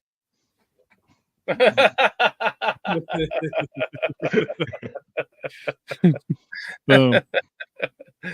that fucker giving the ball back to the Vikings and a comeback drive. I don't think I'm truly hateful of him, because once that happened against Minnesota, I think I like mentally blacked out. Like I just don't remember after that. I was so irate. I was just like, fuck this. Oh no, I was so pissed off. I made a video about it and everything. I think I had to also be calm because my girlfriend was watching and she's a Vikings fan. I was like, all right, let's not embarrass myself here. Ooh, house divided. Man, I literally have a sign that we bought from a fair that says a house divided. It's super cool. I should show it. At least she's not a Packers fan though. Yeah. who did Carolina draft in the second round? Because if I'm not mistaken, they said they had a second round pick last year, right? With Carolina? Yeah. Who did They draft? traded up and they got Xavier Leggett. No. He's talking about this last year last after year, the Bryce after they Young drafted- collection. After they I got want to say it was Jonathan Mingo, wasn't it? Yes, it was. Yeah, absolutely was. I remember a lot of Panthers fans saying, we don't need DJ Moore. He's a scrub. We've got Jonathan Mingo. So how did that turn out? So again, I say the Bears did not fleece Carolina. Cliff Victoria says it. They fleeced themselves. Mm-hmm. What do you guys think about the looming June 1st cuts coming this Saturday?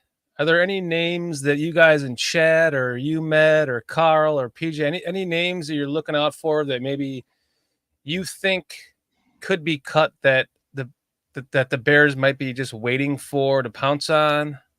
I'll start it off and say I'm not too aware of a specific name that I like, but I'm going to hold by this fact, in my opinion, that there's going to be a name that no one can think of. There's going to be a name that when they're cut, it's going to be like a what the fuck. And that's the player that I think will be very interesting for the Bears. But I don't have a solid name. I know that Carl Lawson gets thrown around a lot. If he's not already a free agent, I'm not too sure. I have to look at it. Yeah. Yeah, I'm not a lot of familiar with Jeremy said, bore him. We already got him on our team. He is a June 1st cut. Congratulations, Jeremy. Thank you. I think I see a lot of on Bears now rumors that Bears might be interested in Allen's not getting cut. Do you think? Hold on, PJ. That's my exact point. A player like that's going to get cut, and it's just going to be like, what the fuck are they doing? Who? But, Jonathan Allen. Jonathan Allen, the yeah. first round pick of the. Oh yeah, I'm jumping all over him if he does get cut. Yeah, I'm jumping over him for sure. I don't think he's getting cut, but I think I see rumors on that Bears now. That podcast keep on talking about Bears trading or getting Khalil Mack somehow, and I'm like, how's that keep coming up? It's just a cute little thing they're talking about. There's no shot in hell that him or Bosa get cut after they just restructure their contracts. That Bears Chat Now channel is just clickbait shit. Thank you, Shorty. I didn't want to talk negatively on your channel. I will never talk negative about another podcast. Regurgitation. I say that out of respect because I used to I one time I pulled up their information on a show as fact, and everyone's like, "Wait, what? That's not the case." Blah blah blah. I was like, "Well." They're like, people in chat are like, "Where'd you get that from?" I said, "Bears Chat Now." They're like, yeah." So and I was like, it's just people in the chat on Bears Chat Now. They're just pontificating and throwing stuff out there. But that's the one I keep seeing. The name of their game is speed, not accuracy. Exactly. Yes, that's my point. Yes. Yeah.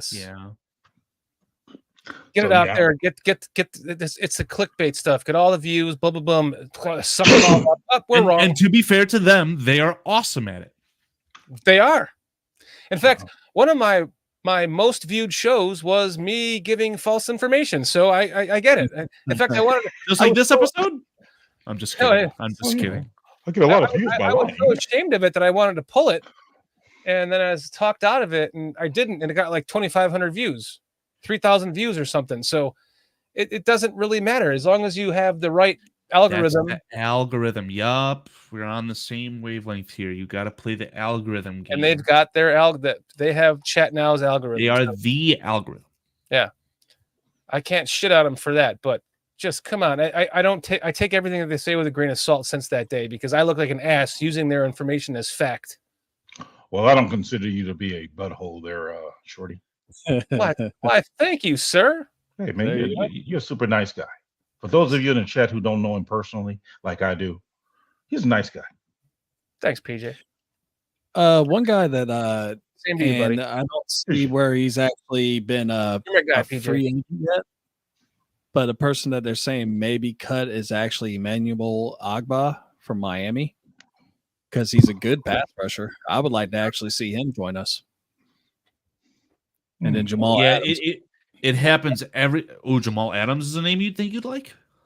That is another name that is actually popping up as far as PFF. I'm going to go ahead and throw them out there where I'm looking at some of the people that they're seeing as potential cuts. But really, those are the two main ones that I see that I would actually be all right with. Do you like Jamal Adams better than you do Brisker? No. I like Jamal Adams better than you know what I like? It's Trubisky. That was my guy in that draft. It wasn't Deshaun Watson. Do you know what I like Jamal Adams as? One of these like Will or Sam linebackers. He would be very good at that. Yeah. I look at Brisker and I like him at just first. Stay healthy. I like him at first. Yeah. But all that. Ooh, PJ, that's where we disagree. One of my favorite players for the Bears was Anthony Miller because he chatted his shit, and I feel like not a lot of Bears players do that. So I'll support those guys on the Bears if they're not like a locker room cancer. And Brisker's a fun guy. He's a good Twitter follow as well. He needs to stay healthy, man. He's fun, but I can't stand that whatever. Come on, man. You didn't break a smile when he returned that interception, even though he's ruled down. He returned it to the end zone on Monday Night Football and started doing the skull chat. Oh, my girlfriend loved that. She's like, what the fuck is he doing? That bird thing, whatever that thing is, I'm like, dude, if you I'm going to try and remember. I'm going to make a note to myself. When we do the opener next week and we have the little dancing, I'll do that for you, PJ. Man, if you do that, man, I'm taking myself off for the entire show. Taking your shirt off? How about that one-handed kick by Brisker? What was it, the Cowboys or whatever, when they burned him and then the next play? No, it was when that little prick kicked him in the nuts. Oh, yeah. Patriots game. Mac Jones. Mac Jones. I prefer little prick. We can call him little prick. That little prick kicked him in the balls when he was sliding. Yeah, and he just one hands that on the sideline. That was cool. I don't like that bird thing. The celebration I hate the worst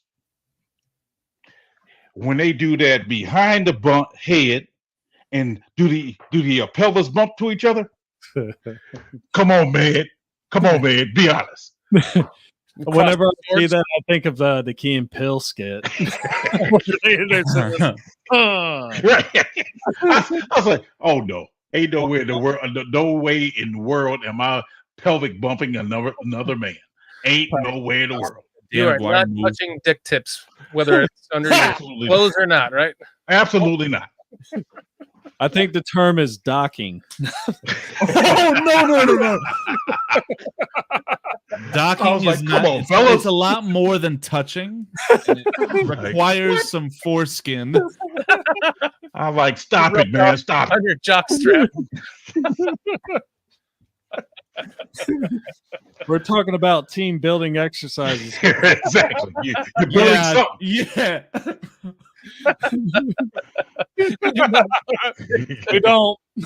We don't do that. Absolutely not. Absolutely not. Can confirm. I'm telling you, there's a certain thing. I mean, I kind of like celebrations, but certain ones, those three right there in particular, I just don't like. Would you let a grown man slap your ass after you made a good play, PJ? Brett Favre style as well, with a little grip. Oh, we're fighting. We're talking about You just scored a touchdown in the Super Bowl, and a teammate gives you a high five on your butt, and you're going to fight him? We're fighting. It's all fun and games until it's PJ, you're sounding like a locker room cancer, my guy. I don't know. Okay, I'll be that. Okay. Can you imagine seeing that like on an NFL field? Like right after a play, somebody smacks somebody on the ass, and all of a sudden he turns around and starts fighting them. Hey, what did Marshawn Lynch? What does Marshawn Lynch does when after he scored a touchdown? Oh, that's the best. To grab my nuts. Yeah. No. What he does, he shakes his players' hands to where they not patting him on his butt. But what is he shakes doing their hand. on the field as he's scoring the touchdown? He's jumping in. Oh, yeah, he does that. grabbing his- Yeah, but I'm talking about after he scores and he gives the ball to the referee, he shakes his You players' sound hand. like my dad. They Yeah. are not patting him on the butt. That's what I'm saying. That would be my favorite celebration. Would just be to give the ball to the referee and then shoot my shit on the sideline. Man, Get on with it. but see, that's what I'm saying. Yeah, because because I used to play basketball back in the day, and there's a lot of times I would play with girls. Huh? Yeah, I bet girl, you would. Yeah, you Did he or no did he? That's the only team. That's the only. that's not the gender only you time can I dominate, played. right? No, that's not the only time I played. But Wait a second. Because PJ's dominating girls? can y'all let me finish the story, bro? Come on, man. I'm trying to help you out. You're setting yourself up here. Come on. I'm trying to tell you something. So when I would play with them or against them, Pause. You're trying to PJ, get me. You're trying to get me in trouble, relax. bro. That's all I'm telling you. You're trying Relax, to get me in PJ, trouble. relax. I'm trying to say it nuts. I'm trying to say it nicely and softly. You You feel me? trying to say it nuts? Wait. Do you need your nuts Brazilian by chance? Shorty, you need to work with me here. Hey, I am. Listen, when You I need to dig work. myself into a hole, you keep going with it. So I'm. The only thing I'm telling you is favor. work with me. Read the room, bro. Read the room. I'm trying. So when when they do a good play, you pat them on the butt. But the thing is, you can't use fingertips. That's what I'm saying. So when you do Talk about the shocker. man, What you about can't do dick tips? that. Huh? I can say that I've never played basketball against girls, and I've never patted a girl on her ass, even if it was with the palm. Really? Yes, Oh, you never played basketball then, huh? I played a lot of basketball, but it was all with all my buddies. We would hit up all the courts and play all the guys, and we would Gotta meet have the good- guys. There was yeah, never yeah. girls. You didn't have women who was like really good at basketball. I didn't need to prove myself by dominating women against basketball. It wasn't that I was dominating because some of them was better than I was because they were good. I mean, I played against Division I basketball players, girls. Oh God, I'm just saying that's how good they were. So we're playing pickup games, and they would play with us, and that's what I'm saying. Those are the things you do. I would love to know. Notorious TBG, thanks for joining us. What's I would up, love to know. Notorious? Oh yes. Notorious. You ever played basketball against girls? Who in here has ever played basketball and shed against females? I've never played a basketball game. I mean, I can't say I never have, but I can't even remember the last time I did. I got my first bloody nose playing against a girl in basketball. She elbowed me in my nose. Oh, so you started the WNBA. No, can't take that credit. Can't take that credit. No, but no, I'm just saying. I take credit for Eli Manning winning the Super Bowl. I'm just saying. I mean, a lot of them. I mean, because when we played like 3-on-3 tournaments and stuff like that, and I'm telling you, right? I don't know. They were some really good basketball players. I have nothing to say about that. I have never played a basketball game against. Really? Like what, That's- 3-on-3? You and your two buddies against three chicks? No, I mean it's intersexual. I mean, you just pick. You basically pick the best player to be on your team, and some of Like these an women orgy? were better than guys. Yeah, I'm glad you took yourself off of that one, Brian. I caught that. Wait, where were you playing these females? We did not touch Pick up basketball. You where? don't It's like in the park. You go to the park and there's a bunch go of to the park, go to there's a the bunch of gym. ladies hanging out, like looking for the next game. Like, come on, motherfuckers! Yeah, Where? I've never. When and what era? The 70s? the 80s, man. Oh, okay. Mine was in 90s, so by then they had given up because they knew that they were losing every game to us. Nah. Unless you're a Brittany Griner. Oh man. You see what Notorious Caitlin says, Clark. right? Notorious says, of course I have some college women players that could shoot lights out. I still would rather do my taxes than watch. That's true too. May or may not be true, Notorious. May or may not be true. Notorious. I'm getting close to not to to choosing WNBA over my taxes though, because it has gotten a lot better over the last. Quite I frankly, would hate to have to guard Caitlin in my prime when I was actually playing basketball all the time. Could you imagine guarding Caitlin. Reese, who the Sky Anthony just drafted? Reese. She's Yeah. 6. How tall is she? She's not the 6'7" one. It's the other one, right? Oh, that's Brittany that- Griner. Still Like, extremely could you tall. imagine? Like, I couldn't even imagine like standing next to a 6'7" woman. Like Yeah, I couldn't. it's got to And- be hard for her to find a man. She So you mean to can't tell find me, a guy so shorter than you're her. playing a pick-up basketball game, and you got Brittany Griner sitting over there, as a person you can pick, you're not going to pick her because she's a woman?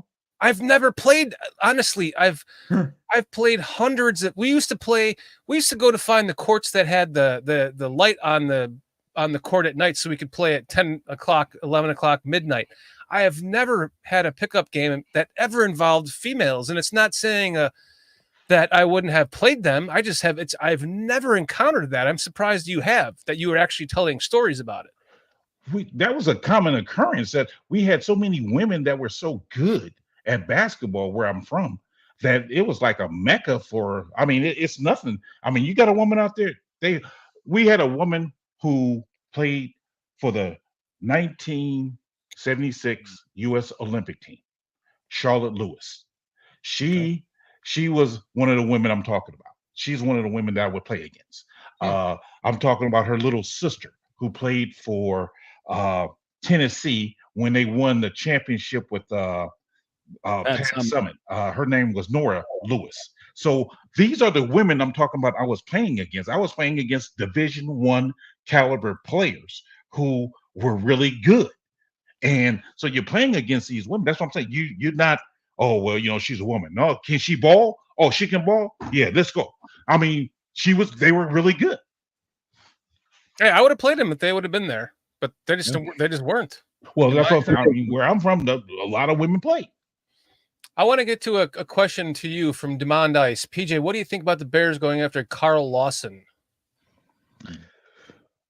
I think I'm okay with it. I mean, if he works out fine. I mean, I wouldn't mind taking a flyer on him. I think he's young enough. I'm concerned about his injuries a little bit, though. But yeah, I think he's okay.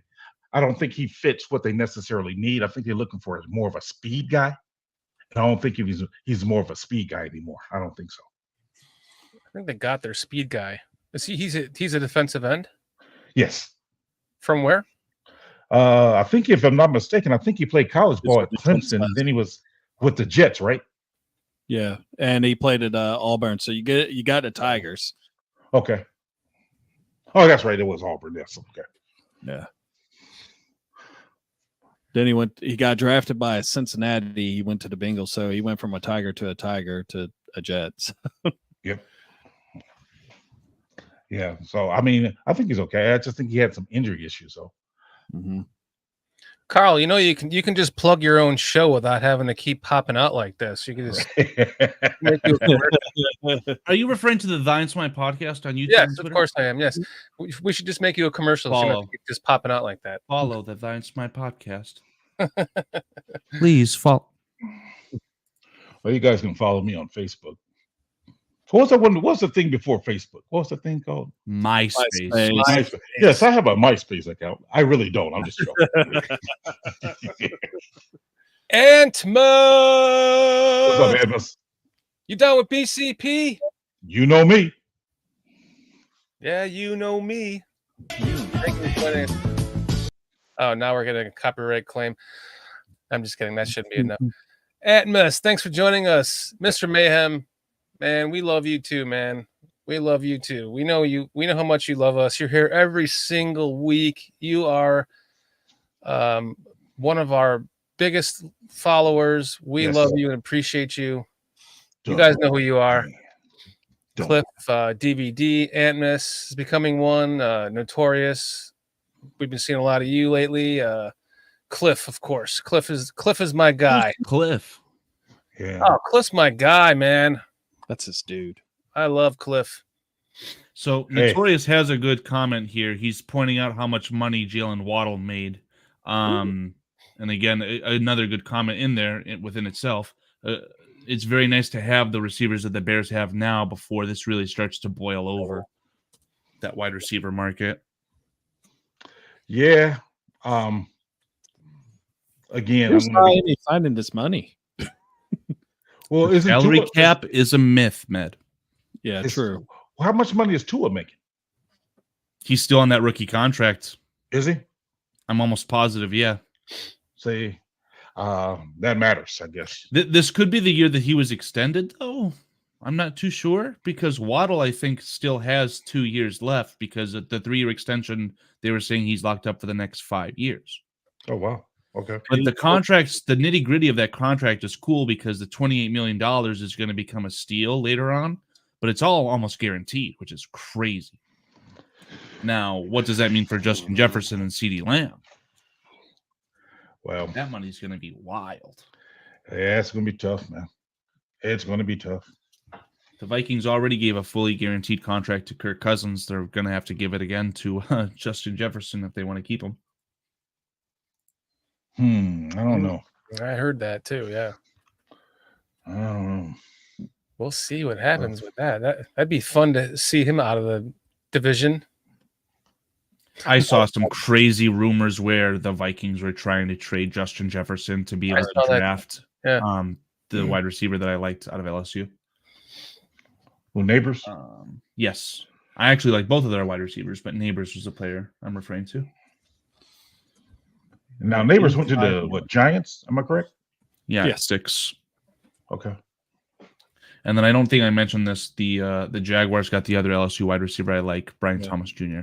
So we'll see just how good Mr. Trevor Lawrence actually is this year. Who does he have running with him besides Christian Kirk? Because they don't have Brian Thomas Jr. No, they don't have a third? A third wide receiver? I'm sure they do. I can try and get a roster for you. I mean, not a popular name because they got rid of Ridley, right? Yeah, I think he signed some sort of free agent, though. Oh, Gabe Davis. Gabe Davis. Thank you. You beat me. Yep. You know what? Let's see. Yeah, I agree with you. Let's see what Trevor Lawrence does with that. Let's see what he does. But in every level, there's a clear downgrade from what the Bears have. So it's not like it's the cream of the crop, but it's definitely, I'd say it's an upgrade over last year because I wasn't. Yeah, that's what I'm saying. He has 3 viable options, though. And his running back he's got rapport with the running back, and he's good at receiving as well out of the backfield. So I don't think there's any excuses for them. Vizzo Joe, you know what BCP Vizzo Joe? What's up? Good to see you again. BCP, yo, Vizzo Joe. You know, Vizzo Joe's down with BCP. Everyone here. Let me be sure. I have a 96%. I'm pretty sure 90, I'm 96% sure, I should say. I was going to say, I don't think you have a 96% chat approval. But 96%. Yeah, I don't think we mentioned that directly after that 1920 video. Cliff doesn't mind Odunze over Marvin Harrison or Neighbors, but I'm almost certain that the actual Chicago Bears draft board this year was number 1, Caleb Williams, number 2, Rome Odunze. I heard people saying that, but when I was watching that 1920 thing, they didn't make that really clear, though. Yeah, and I don't think they ever would go into the nitty gritty of that. That'd be revealing. Well, even in the conversations when I was watching it, I'm like, I'm not seeing how they coming up with that speculation that he was the number 2. Number 2 on their board, right? So there's so many varying factors. Maybe they just valued the rapport he had with Caleb already, and that shoots him up. Maybe there was some more insider stuff. They didn't like how there's these weird, seemingly issues off the field with Marvin Harrison Jr., which ultimately I'm glad the Bears are avoiding too. I'm loving it. There's so many things that go into it. I don't think that ordering is who's the best football player. Right. It's their draft board, who they want to draft the most. Side note, I'm loving what Marvin Harrison is doing, so good for him. As far as holding out? No, as far as not letting them control his likeness and image. His image rights? His rights. You want to be able to control that. You mean like what BCP did to the Thy and Smite podcast by stealing my image rights? Yes. By stealing you know what, Shorty? Hold on. We're going to talk about this. And that's the way it is. You didn't read the fine print, Carl. It's not my fault. No, I'm saying I just think that more players should have more control of their image, likeness, and all those things, and not just fall in line and be like, "Oh, here you're going to give me $100,000 or so while you making millions of dollars off my name, image, and likeness." Yeah, I think that's unfair for him. So I'm glad he's making a stand for it. Good Yeah, for and him. that's also a product of the NIL. They're used to that now. They're profiting off of their image rights and such. So that's only going to continue, which could be a problem with your boom or bust candidates. Well, good for him though. That's what I'm saying. I mean, good. I mean, because hey, if you're making millions off of me, why can't I get some of those millions? I We'll see how good he ends up being with Arizona. remember back in the day there was NCAA football Yeah. made Mhm. by EA Sports, Coming back. Ed O'Bannon. and they had their names in there too, right? If I'm right, Matt. No, it was just numbers. Yeah. Oh, okay. But Yeah, they had his image. yeah. They had the guy as being ball headed number 31. Yeah. The Peyton Manning was the Peyton Manning of the game, and Yeah. so on and so forth. He was just known as Exactly, number yeah. 16. Yeah. And see, that's what I'm saying. I mean, so I think that's good that players are able to get paid for that now. I mean, that's not a bad thing for me. I Mhm. mean, I'm glad that he made the stand for it, and hopefully it's get all cleared up, worked out, or whatever. But yeah, stop making millions off of me, and I'm only getting crumbs, and I'm the bad guy. No. There was a thing I read one time where it talked about this one kid who was got a football scholarship to this one place. And a lot of people don't realize before the NIL deals and stuff, there was actually a brief, like a month period where this players would actually be homeless for about a month. And it was because they're waiting for their funds to come back in and everything like that. And if I could find that article, I'll send it to Shorty. But like you sit there and you think about it, like you just said, they're making millions off these kids, and Right. all they wanted there, of course now they can afford a lot more than just a pizza. But I was one of those that was like, man, at least give them some money so they can go get a pizza, not just have to go down to the mess hall and eat Right.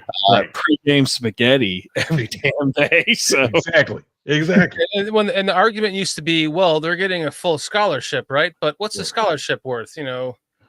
200,000, and they're making $5 million off of that player. Well, that's what I'm saying. I mean, yeah, it was so unfair, man. I mean, it really is so unfair to him. That's I'm like, come on, man. I mean, treat these players better. Come I on, mean, man. Because even when you go to college, you sign up for your meal deals, they'll give you 25 meals for a week. Do the math. If you're trying to eat 4 times a day, that's 28. That's 28 meals a week. Mm-hmm. They're only giving you 25. So I just looked up out of curiosity the contracts and how they work. No newsletter, please. You're seeing the value of just these TV contracts alone. There's a $9 billion contract just for NCAA men's basketball signed in 2018. So this is just insane money. And PJ, your comment about the crumbs, I think that as millionaires, as college athletes, they're still only getting crumbs. Well, I mean, that's what I'm saying. That's why I want them to be able to fight for their rights to get that more money. And I'm glad that Marvin Harrison is making that stance of, hey, you gotta fight for your right to Oh, Travis Kelce. Okay, I got it. Okay, all right, okay. That's not a popular. Well, you kind of glitched out when you said you got to fight. You kind of glitched, so it was like the perfect moment to insert that. Just ran. Us brothers don't sing that song, you know that, right? Oh, so you have a thing against white rappers? Oh, I see. Okay. Who sings that? All right. Beastie Boys. The Beastie Boys. No, Wow. that's it. You're out of here. You're black. PJ was about to fight back. Oh, nay, okay, shorty. I heard of the BC Boys once upon a time. The BCP Boys. The BC, yeah. The BC. Yeah, okay, Beastie Boys. All right, okay. See, now I'm on something new. I never liked their younger music. I liked their older music, like early 2000s, late 90s, late 2000s. I never liked that song, "Fight for Your Right to Party." It was okay. Well, I mean, you look at the money that they're actually making and everything, and then really and truthfully, in my personal opinion, the second best conference last year in college football was the Pac-12, and now it's no more. And it's strictly because, I don't even know what the hell the president of the fucking damn Pac-12 was really thinking. He came with an offer where it was like $20 million. Of course, your teams are going to leave your ass because they can go get $40 million from fucking Mountain West. Right. And I mean, who are they? You know, who is the Mountain West? Yeah. And it's just like, okay, you did this to yourself, and it's unfortunate. I didn't even know that the Pac-12 was like 105 years old. Yeah. When I finally did like research on them. I hate that bit. How many players do you think left this year prematurely because they were transferring into the Big Ten, right? They didn't want to deal with that shit. Yeah. Caleb Williams could have probably stayed one more year. He's coming regardless. He was coming. Wasn't Booker from the Pac-12? Kansas. Big 12. Oh, Big 12. Big 12. But I'm sure there's a lot of players that decided, fuck this, I'm not going to be a part of this transition. I'm leaving now, right? Yeah, see, one of the things I hate about college athletics these days is the days of the traditional leagues, being the ACC, being teams from the Atlantic Coast, not teams from the Midwest playing in the ACC. Yeah. I mean, I miss those traditional things. Yeah, like the Big Ten. It's all going to get mucked up so fast. You're going to have Michigan playing on the West Coast starting at 10 p.m., 11 p.m. Eastern. It's going to be nuts. See, I don't like that. I mean, be it basketball, football. I can't stand that. I hate that. I miss the days of the Big Ten, the Big East, the ACC. I miss those days, man, where it really was regional, and you're like, okay, I can follow these guys. And now, it's a mess. And the idea playoff having the best teams from each of those conferences meeting each other made it more special, in my opinion, because you were not going to play each other any other way. Now it's just, okay, where's the money? Yeah. With when I lived in North Carolina back in the 90s, this is the area that I lived 30 minutes outside Raleigh. You have 4 major programs in Duke, NC State, North Carolina, and Wake Forest, all within 30 minutes of each other. So when a big rivalry for them was when the Maryland Terrapins would actually come down to Duke, and I mean, they just lit it up. Like, that was a rivalry. And, you know, and I feel like in a lot of ways, kind of like what you were touching up on, and also what PJ was saying, is that the regional rivalries, like the Bears are always going to hate the Packers. It's a close thing, you know, same thing with Detroit and all that. We're near each other. But when they took Maryland and put them into Big Ten, it ain't like you're going to sit there and say, man, I really can't wait for that Wisconsin-Maryland game. Exactly. It was that Wisconsin USC game, domino. Right? Yeah. I mean, because I watching in the 80s, I was big time in basketball, watching the North Carolina and Duke Tobacco Road rivalry and whatnot. It's like, man, that's heated. Yeah. I mean, that was almost as good as the girls you played against with on the. Hey. Depending on who you ask in North Carolina, the Duke are the girls. So, well, all I can say is I remember the 1982 championship team being Jimmy Black, Michael Jordan, James Worthy, Sam Perkins, and putting it on Patrick Matt Doherty. Yep. Not Brad Doherty, but Matt Doherty, if I'm remembering correctly. Poor Patrick Ewing still couldn't beat Jordan back then. Yeah. Hey. College and in the pros. It's like, damn, I can't get away from this dude. Like I said, good times back in the day. That's why everything now is just so it's different. It's the NBA to me is dead now. After MJ retired, it was over. Have you seen that guy from Minnesota? A lot of people say Anthony Edwards. Ant-Man. Yeah. He's not consistent enough at all, but I will admit I am very uninterested in basketball. I'm honestly still bitter about what happened with Derrick Rose, but Anthony Edwards has made me watch some NBA playoffs this year. So he has a better 3-point shot than Jordan did. I watched a pretty in-depth video. The numbers suggest that the people, like everyone in the NBA, is quite simply almost too good. Like, there are teams that are averaging 130 points a night. And if you scored over 100 back in the 90s, that was something special, you know. Now it's expected. You know, I like Kyrie Irving. For those of you who know anything about basketball and dribbling, that guy puts on a clinic. with dribbling. He kind of doesn't remind me, but I put him in the same breath of a Pete Maravich, who had handles out of this world. Oh man. That's Pistol Pete.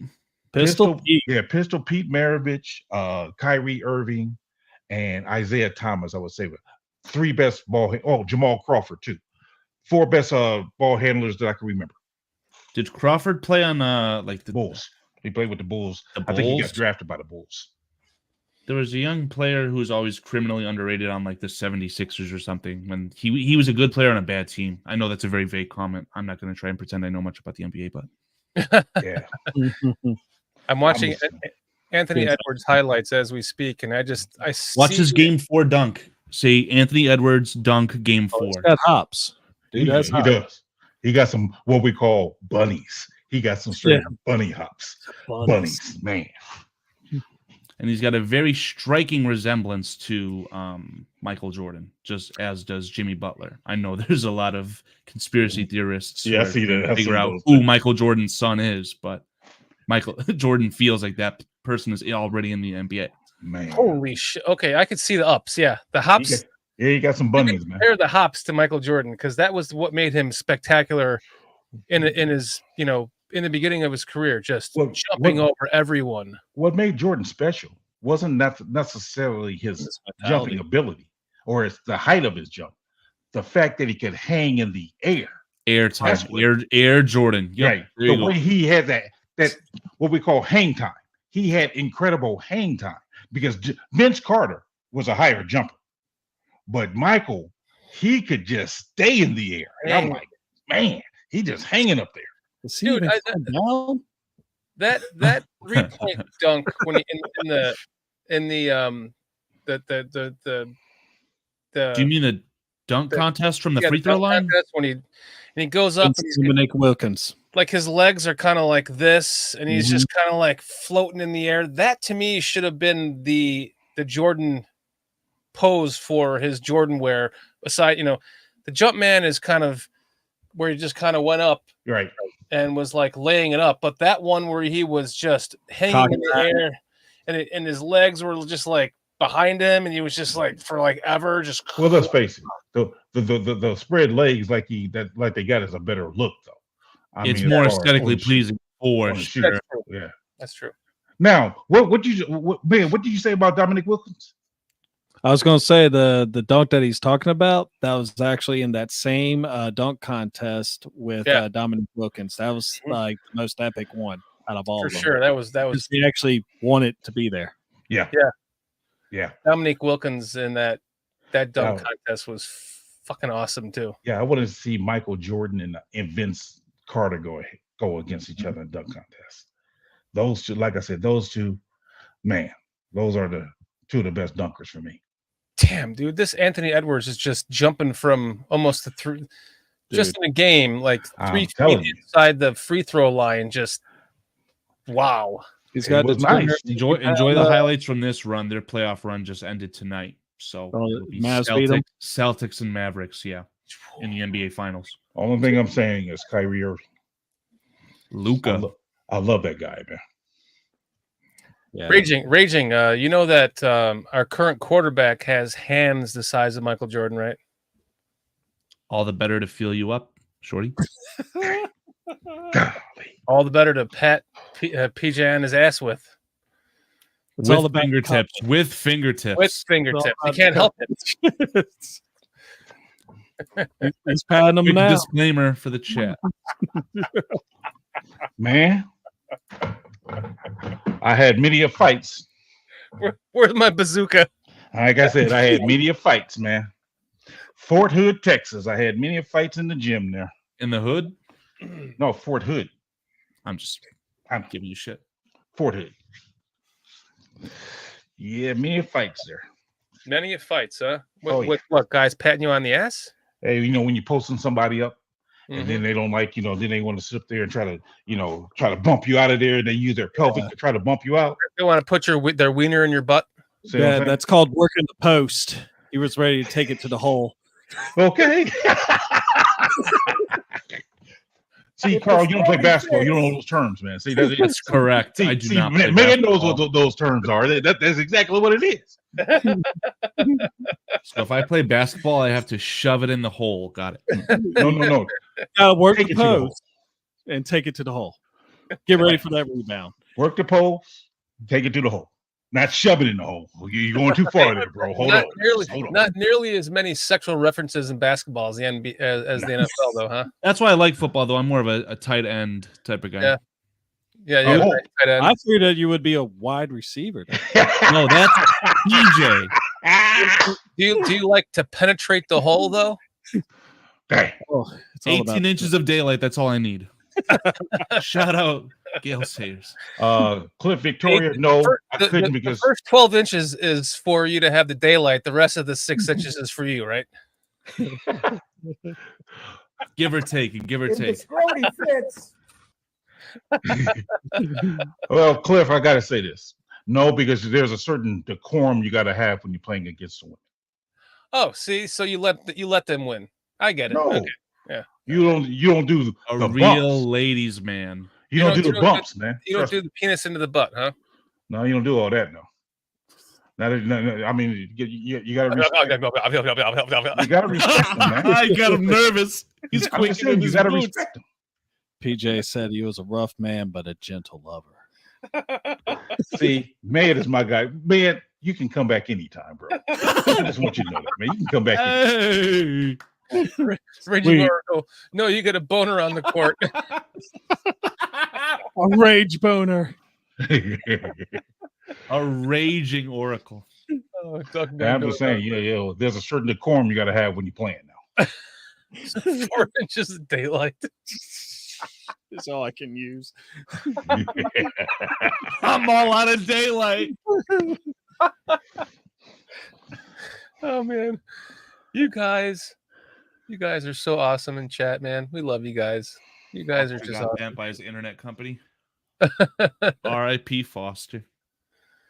No Who's internet your phone, internet 12:30. provider? That's who I want to know. That's Foster saying that his broads haven't left yet. Oh, okay.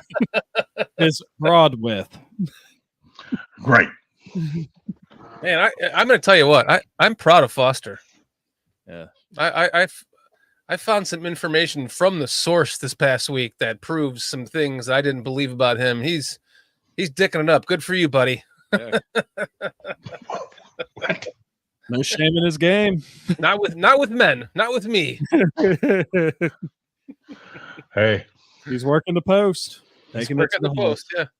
hey, that's how you gotta do. Afraid to put Work the post. his penis at the butt.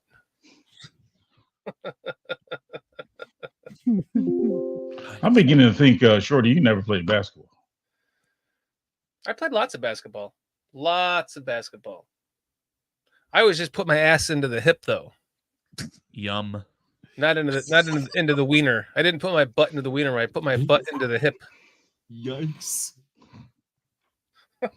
Yikes. Man, you don't have to say nothing, bro. You said it all for me right there, man. You ain't gotta say nothing, bro. I got you. I got you, bro. I'll put my butt in the hip. What? Oh man. I dip, you dip, we dip. We need to create a BCP bingo card if that's what Raging Oracle is referring to, because I could get one filled out and see who wins first. Oh, what would that be like? We'd have to have some terms, some phrases. So definitely like for PJ, is PJ going to bring up Justin Fields? So got that one and go on from there. That sounds No, like DVD, you still got me. that sounds like a members page thing. We did set up the members page here recently. No. So they'd either have to pick their terms or something, and whoever gets bingos first. But we'd have to, it'd almost be like an honor system thing. So I don't know. We could have people like Raging bingo. we could like do a monetary bingo to where like people could super chat into it, and then the winner wins the super chat or something like that. That'd require some verification, though. I guess you'd have to like have people put in the timestamps themselves, and we just have to quickly watch it at that point. Because no offense, I'm not going to watch back 3.5 hours of PJ talking about rear ends and such. Yeah, me either. Sticking it in the hole. Maybe we can hire Med to do that shit for us. Did I say that? Higher force. Did I say that? Or did Shorty say that? I didn't say nothing about sticking nothing in nobody's rear. Let me be clear. We do not touch dick tips. I think y'all should just keep that as like one of your banners, to be honest. Raging Oracle won prizes at testicle vaccine. Right. Lose Number the one fantasy prize. But it has to be recorded, Raging. Members only. Subscribe now. Have to put that content on OnlyFans. BCP OnlyFans. BCP only. On tape, It's all right. I like this idea just as well. I like this much more better than the BCP the ball sack. pickup basketball game. What does SSGO mean? It feels like a let's go. Yeah, I don't play basketball anymore. They're notorious. Oh God! If I even tried to, I lowered my rim to 8 feet and I still couldn't dunk it. I was like, I get to the point. Oh, my back gives out. Like fuck. It's all this sitting down for work and doing shows for you guys. I have all these arguments with my grandsons about how good I was back in the day. Paul, you wasn't good at basketball. Do they call you Unk, PJ? Who? No, they call him Papa. Anyone, anyone. When you talk about your basketball days, do they just call you Unk? No, they actually call me Pops. Oh, nice. Okay. Yeah, that's the name I got now is Pops. The going term for that would be an Unk, but Unk is for a younger guy. Ah, Like a Shannon Sharp. Mhm. They call him Unk. Me, I'm considered a Pops age because kids the high nowadays schoolers I be around, crazy. it's like I Pops. mean, you might not be able to play a pickup game, but you can still take them in horse. horse. Yeah, I was going to say horse. free throw shooting contest. There Actually, you go. BCP horse game. Okay. Throw up that underhand underneath free throw shot. Granny shot. The granny shot. Yeah. You missed the layup like an asshole, and you get your ass kicked. true story. When I was a young man, I want to say like 20, and I would play against my father. My father would have been at that time like 51 or so. He would shoot the underhand free throw, and his go-to shot was like a hook shot. And I'm like, my dad was only 5'6". I'm 6 feet tall. So I'm like watching this man throw up a hook shot, and I'm like, I said, Dad, just out of curiosity, who was your favorite player when you watch basketball? Bob Cousy. And if you watch Bob Cousy shoot, he would shoot that running hook shot. Look up some film on Bob Cousy, that running hook shot. That's what my father would do. I'm like, I'll be doggone. There you have it. I'll be doggone. There you have it. My dad was really good with a left-hand shot. I could only shoot right-handed. I had a little bit of one, but he quit playing me like when I turned 14. He actually told me I should have played basketball instead of football. Wow. And he would just school my ass and pick up not pick up, but in horse or no, we didn't play horse. We played bitch. And he was like, and he really made sure that I did not have a chance against him, because as soon as he'll do the regular shots, and he always wanted to go before me, we'll go regular right hand. And if I got like up to the bit part, he'll switch to that left hand and just start making them. And there was nothing I could do. I was like, damn, I mean, come on. But Dad was a legend. I mean, it was just crazy. So that's awesome, man. That's awesome. He knew how to get you. Oh, he got me. He made me his bitch literally over 100 times. Pause. Yeah. Save that. Well, guys, we are going on 3 hours and 20 minutes. We should probably wrap this up here, hey? Are we having too much fun? Should this be a 6-hour show again? No. I'm gonna have to 6 hours. No, I appreciate you sharing that story about your dad, though, Med. For sure, man. Yeah. And we're not kidding. We've gone 6 hours before. It's happened On a Thursday? On a fucking Thursday, yes. On a Thursday? On a Hours. school? Have to have a cold outro at that point. I might have to make a rule. They say for 4 school hour maximum. On a The school- cold school outro is night. you're doing this. You're like,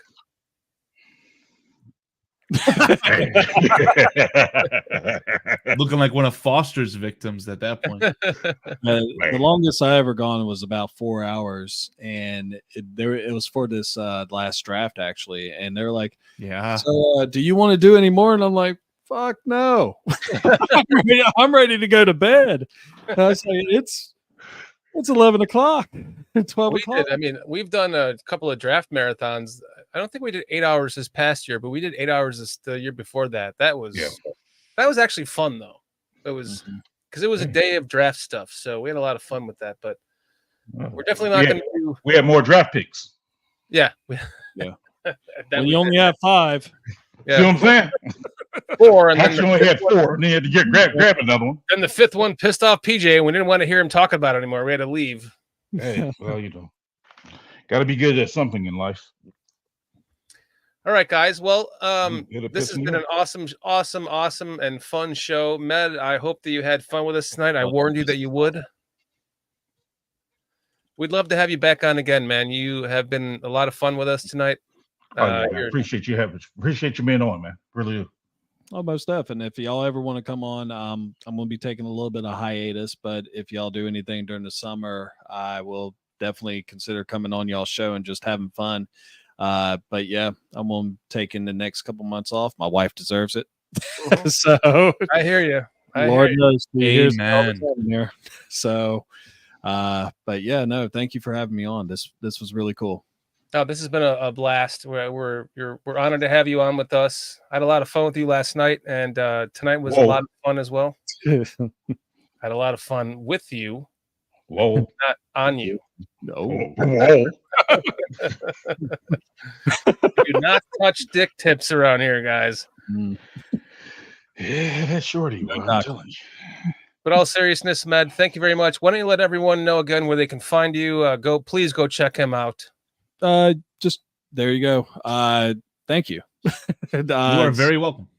Yeah, no, you can find me on Twitter. I basically talk about the NFL, college football, and stuff like that. I've been doing this really a little less than a year, but really just switched over to video just 3 months ago. So There you go. it's been really cool. Thank you. Guys, go show your support for Med's channel. Shots from the sideline. Good stuff going on over there. We really appreciate you coming on with us tonight. Thank you. You guys, PJ, Foster, Thigh, great show, man. This has been a lot of fun. I'm sorry that I missed it last week. Everything's okay with my family as far as right now goes, so we'll see. Glad Kind to of hear had a that, scare with cancer in all 3 of my matriarch women in my family, so including my mother, but everything is all good right now. So appreciate all your support, everyone that reached out to me, after the past show when I missed it. But love all you guys. We should probably get all you ticket as we do with all of our shows to end it with getting to you in chat. AC Adam, Raging Oracle, Notorious TBG, Cliff Victoria, Doug Van Dorn, Tony Moy hanging out with us tonight. Mr. Mayhem, Foster, a Richard Long. That was a new one. Yeah. Richard Long. Vizzo Joe, Be a long time. Illinois Jones was in here. I missed him. Vizzo Joe. I did too. Sorry, I missed you, Illinois. I would have said hi to you. Jeremy, we got Jeremy, and then Jeremy Munoz was in here tonight also. Atmos. H2K. J2K. The Rolodex. Demondice. Scottish Bear. Alan Pena. Chris Watts too, hanging out with us tonight. James Hunter was a new one. Jay Grizz. Who was the other new one? Hugh Heavens. Hugh Heavens.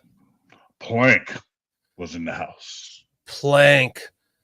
When Plank normally catches the show the next day and blows up the comments. We appreciate that because that does help the show. So thank you, Plank.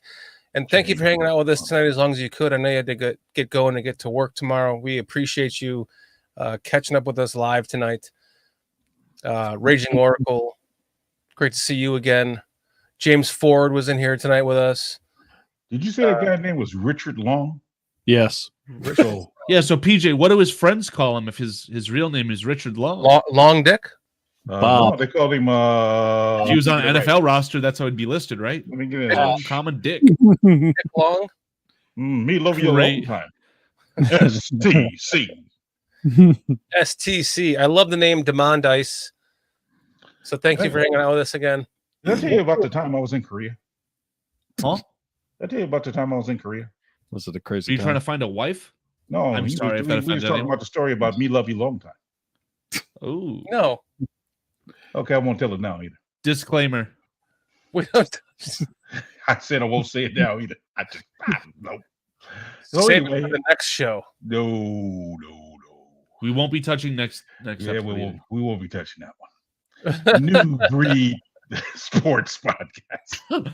Oh, that was the person I want to shout out. New Breed, our Lions representative of the channel. New Breed was in here. I'm sorry I missed you, man. Man, We I love like New Breed, Bruce's man. last comment. Dick Klein. Klein in German means small. decline. Small dick. Jeez. Hajima. Oh, I'm sorry. I'm having a flashback in Korea. Oh. Well, we have to hear the story now. Nope. Maybe off the air. Members only. There we go. Mm. Make sure you record that off air. Alan Pena. Alan Pena was in here again? Yeah. Yeah. Damn. Yeah, Thank you, man. Alan. Yes, sir. We appreciate all of you guys. We can't say it enough. Each and Without every you, last single one of you. this honestly 100,000% thank you, everyone in chat. Without you, I can promise you this would not happen. This is for fun. Brian Gilmore. Brian Gilmore. Squeegee was in here too. Creighton Wilfong. Creighton Wilfong. That's an old name from many podcasts ago that's kind of been around again for the last few. So it's great to see you in here with us. Creighton, thank you for joining us. Yeah. Cheryl Izzo. Oh, that's where Foster is right now.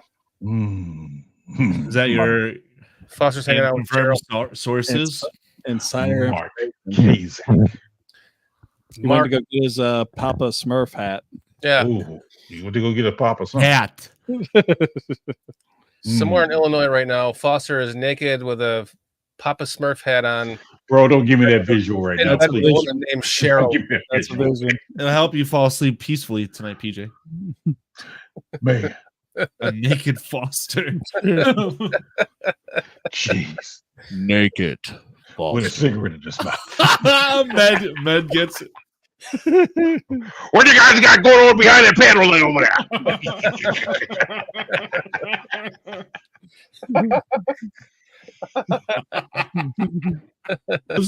Mm. Oh man. there? Ooh. Man, I can't take it. J2K, thank you. Thanks for hanging out with us tonight. We had a great time with everyone tonight. J2K. Hard Knocks is finally here for the Bears. It's kind of surreal, actually, because I feel like I've waited my entire life for it. And I just hope it's the right time. I hope it's not too premature by 1 year. That's my only concern. Hopefully everything goes well. We go 13-4 after this Hard Knocks. We win the Super Bowl with the first rookie What night quarterback does of all time. Hard Knocks come on? August 6th is the first show. What night It is starts it? with the first training camp, I believe. What night is that? August 6th? August 6th. Wait, you want me to look this up on a calendar? I'm asking. I You think guys don't it's have Thursday. Windows, man. It's on a Tuesday. So I'll August just make 6th sure it is wasn't on a Tuesday. Thursday. Is the point I'm trying to get at. Feel me?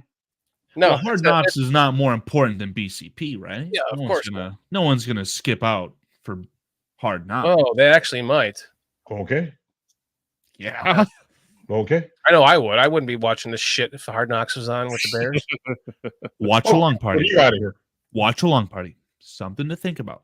Oh, that's a good idea. Ooh. Until they pull us for doing that shit. No, it's a watch along party. No audio, no visual, nothing. We'd just be doing this, but we'd be watching Hard Knocks. Kind of like what we was doing when Foster was doing the football games this year. Oh yeah. There's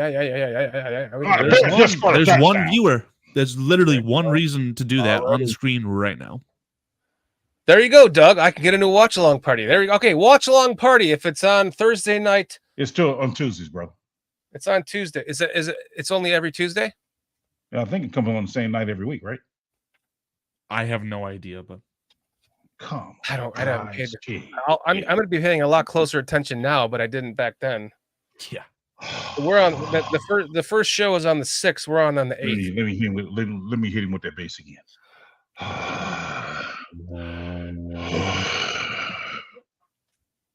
Can you do that one more time?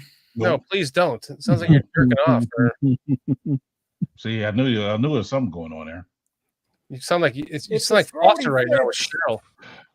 Cheryl, we're name dropping on the BCP. Oh no. No, me love you a long time. No love time for you. Spaghetti, motherfucker, spaghetti. I don't. Cliff is saying it's always on Tuesday. Okay, so Thank you, Cliff. Not Thursday. we'll have a lot to talk about on that Thursday. Yeah. Yeah, buddy. Just rebrand BCP as the Hard Knocks After Show.